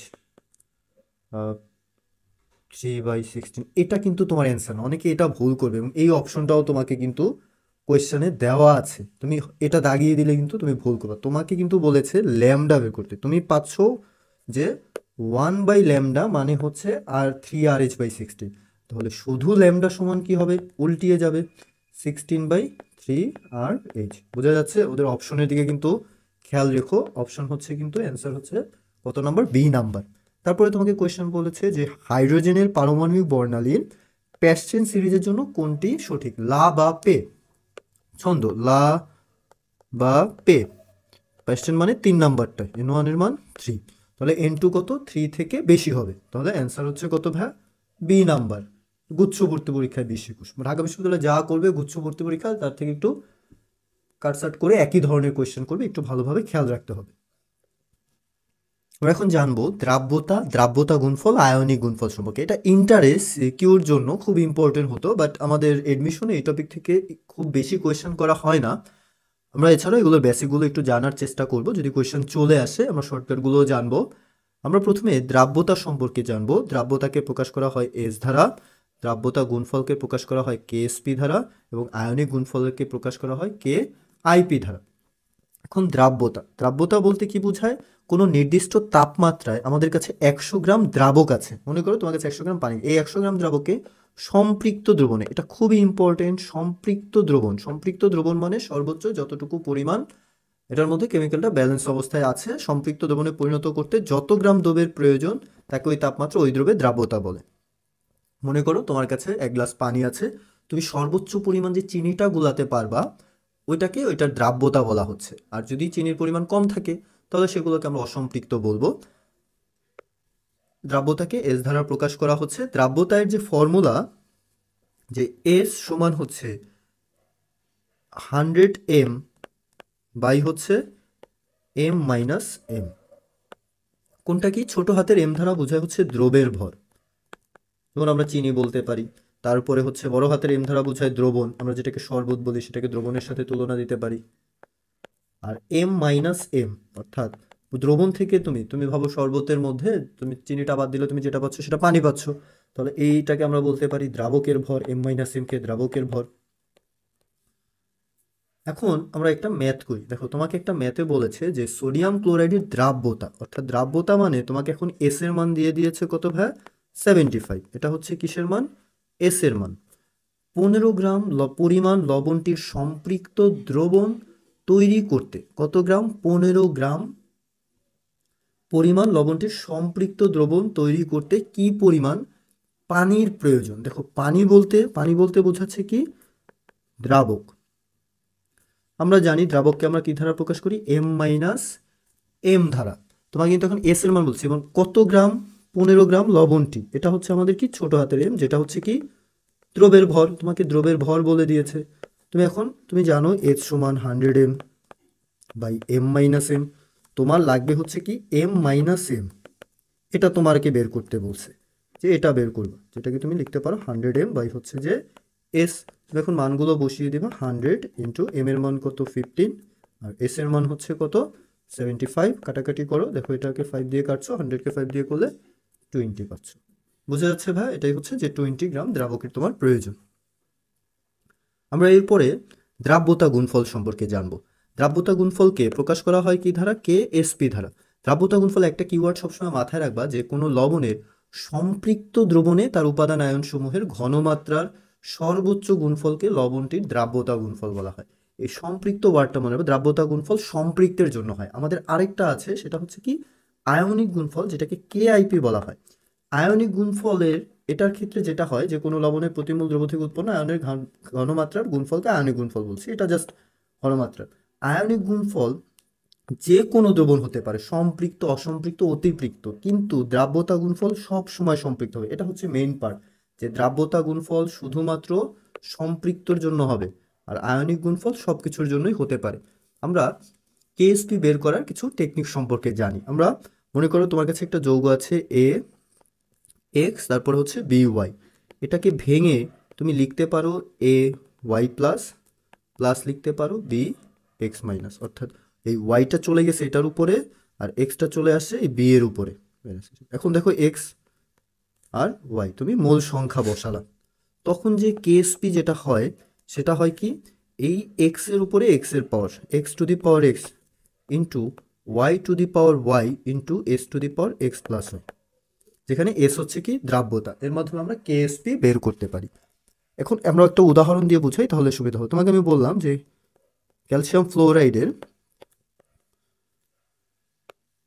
কেএসপি বের করো, তখন তুমি দেখো যে তোমার কাজ হচ্ছে কি এক্স আর ওয়াই বের করা। এটা বের করলেই তোমার ম্যাথসে তোমাকে এত মাথা খাটাতে হবে না, এত বিক্রিয়া টিক্রিয়া লেখার প্রয়োজন নেই। তুমি সুন্দর করে কি করবা, তুমি দেখো যে ক্যালসিয়াম কয়টা আছে, একটা, তাহলে এক্স এর মান 1। ফ্লোরিন কয়টা আছে ভাই? 2টা, তাহলে ওয়াই এর মান কত? 2। তাহলে কেএসপি কত হবে? তুমি জানো X to the power X into Y to the power Y into X to the power X plus Y. তাহলে তুমি সেটাকে কি লিখতে পারো? দেখো 1 ইন্টু 1 টু দি পাওয়ার 1, তারপরে 2 টু দি পাওয়ার কত আছে? 2 into S to the power 1 plus 2। তাহলে তুমি ফাইনালি লিখতে পারো কি 4s কিউব। তাহলে 4s কিউব হচ্ছে, তুমি মেইনলি এক্স আর ওয়াইটা বের করবা, এটা হচ্ছে তোমার টার্গেট। যেমন তোমাকে বলো আয়রন হাইড্রোক্সাইড, এর মানে আয়রন আছে কয়টা ভাইয়া? একটা। এবং হাইড্রোক্সাইড কয়টা আছে? 2টা। তাহলে এক্স ওয়াই এটাও সেম, তুমি সেম পরিমাণে এভাবে করে বের করবা।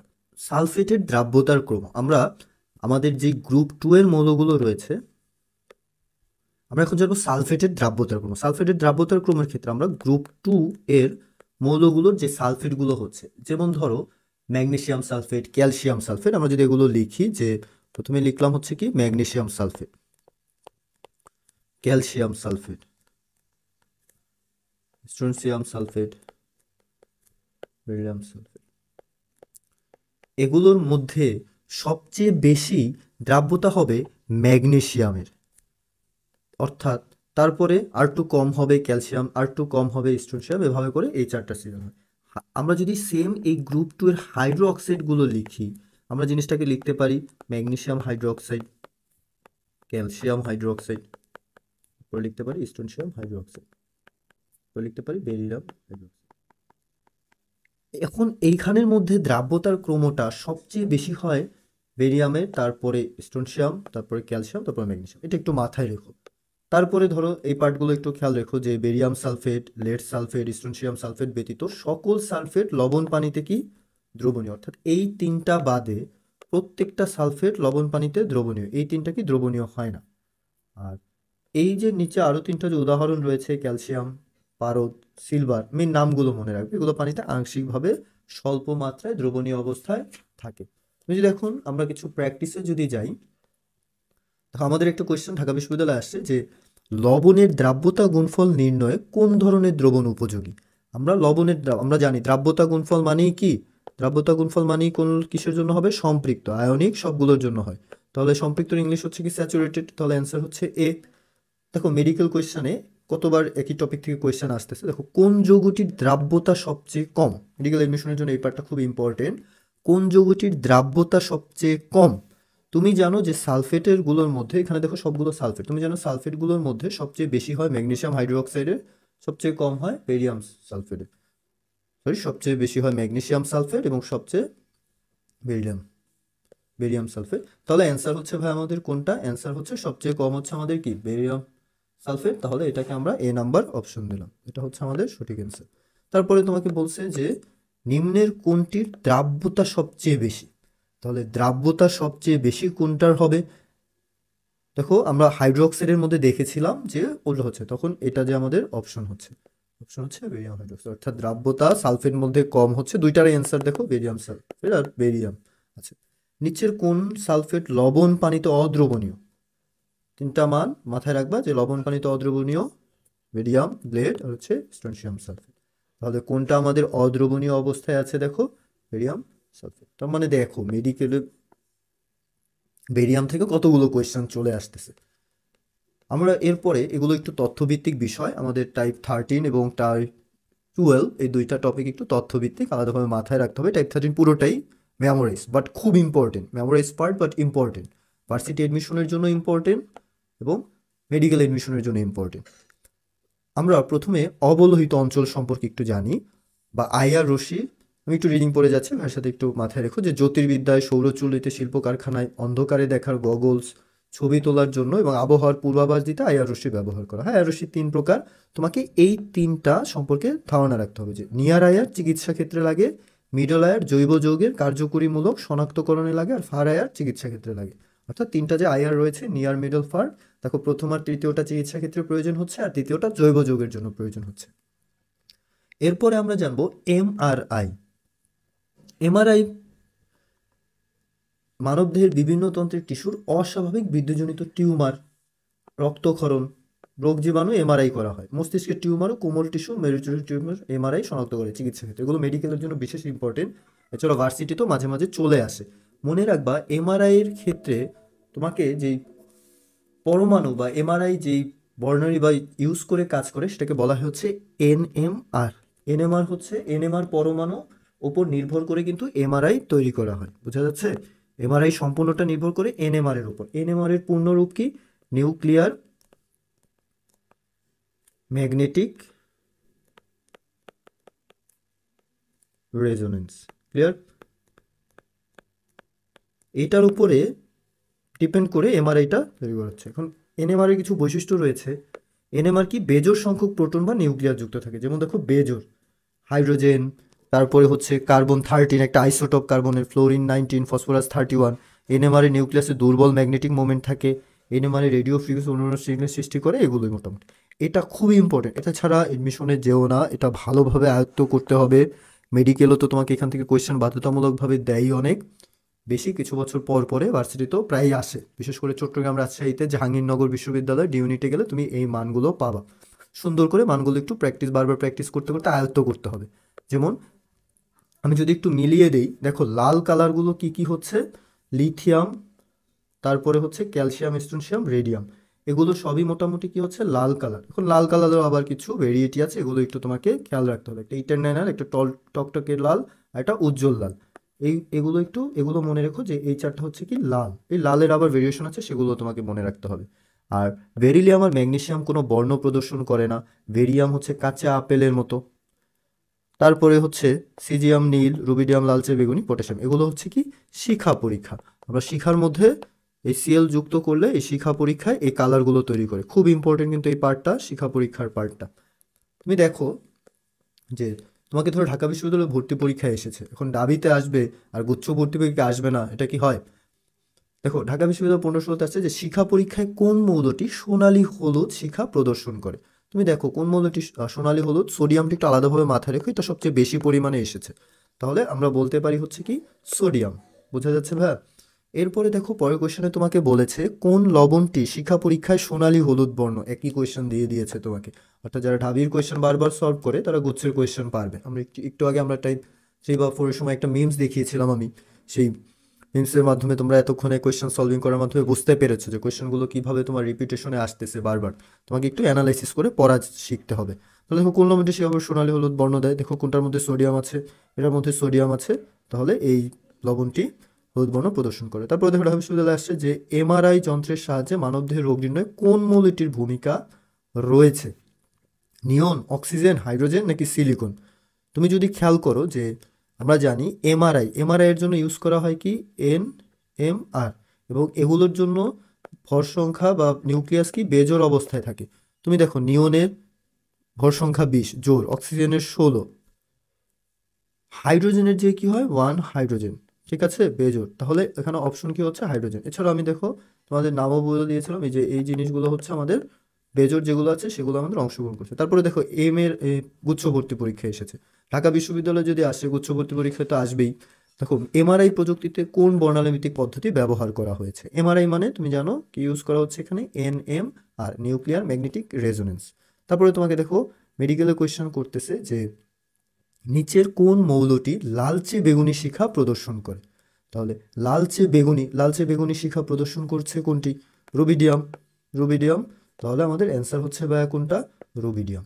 তারপরে দেখো নিচের কোনটি ফ্লেম টেস্ট মানে শিখা পরীক্ষায় গোল্ডেন ইয়েলো, গোল্ডেন ইয়েলো মানে কি সোনালী হলুদ, সোনালী হলুদকে প্রদর্শন করতেছে? সোডিয়ামটা কিন্তু দেখো অনেকবার এসেছে, সোডিয়ামটা বিশেষভাবে মাথায় রেখো। এ হচ্ছে মোটামুটি আমাদের। আমরা এখন লাস্ট টাইপে চলে যাব, টাইপ 14, আয়ন শনাক্তকরণ।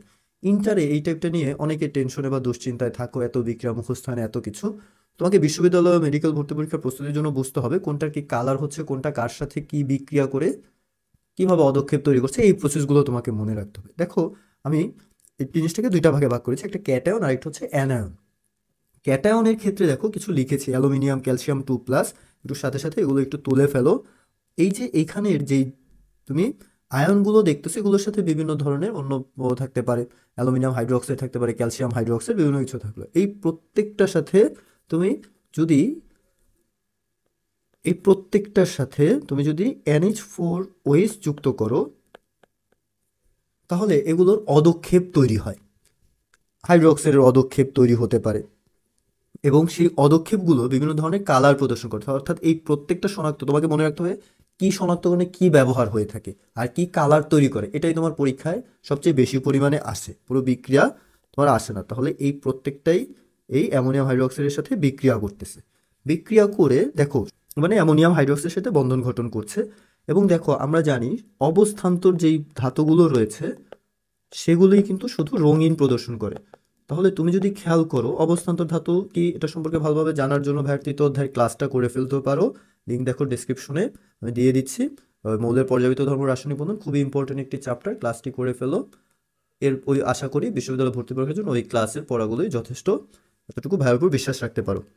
দেখো অ্যালুমিনিয়াম অবস্থান্তর মৌল নয়, তার মানে অবস্থা বাকি সব কি সাদা হবে, বাকি সব সাদা কালার তৈরি করবে। শুধু এটা মনে রেখেই তুমি সব কালার মনে রাখতে পারবা। তার মানে অ্যালুমিনিয়াম কি কালার তৈরি করবে ভাইয়া, সাদা। ক্যালসিয়াম 2+ সাদা।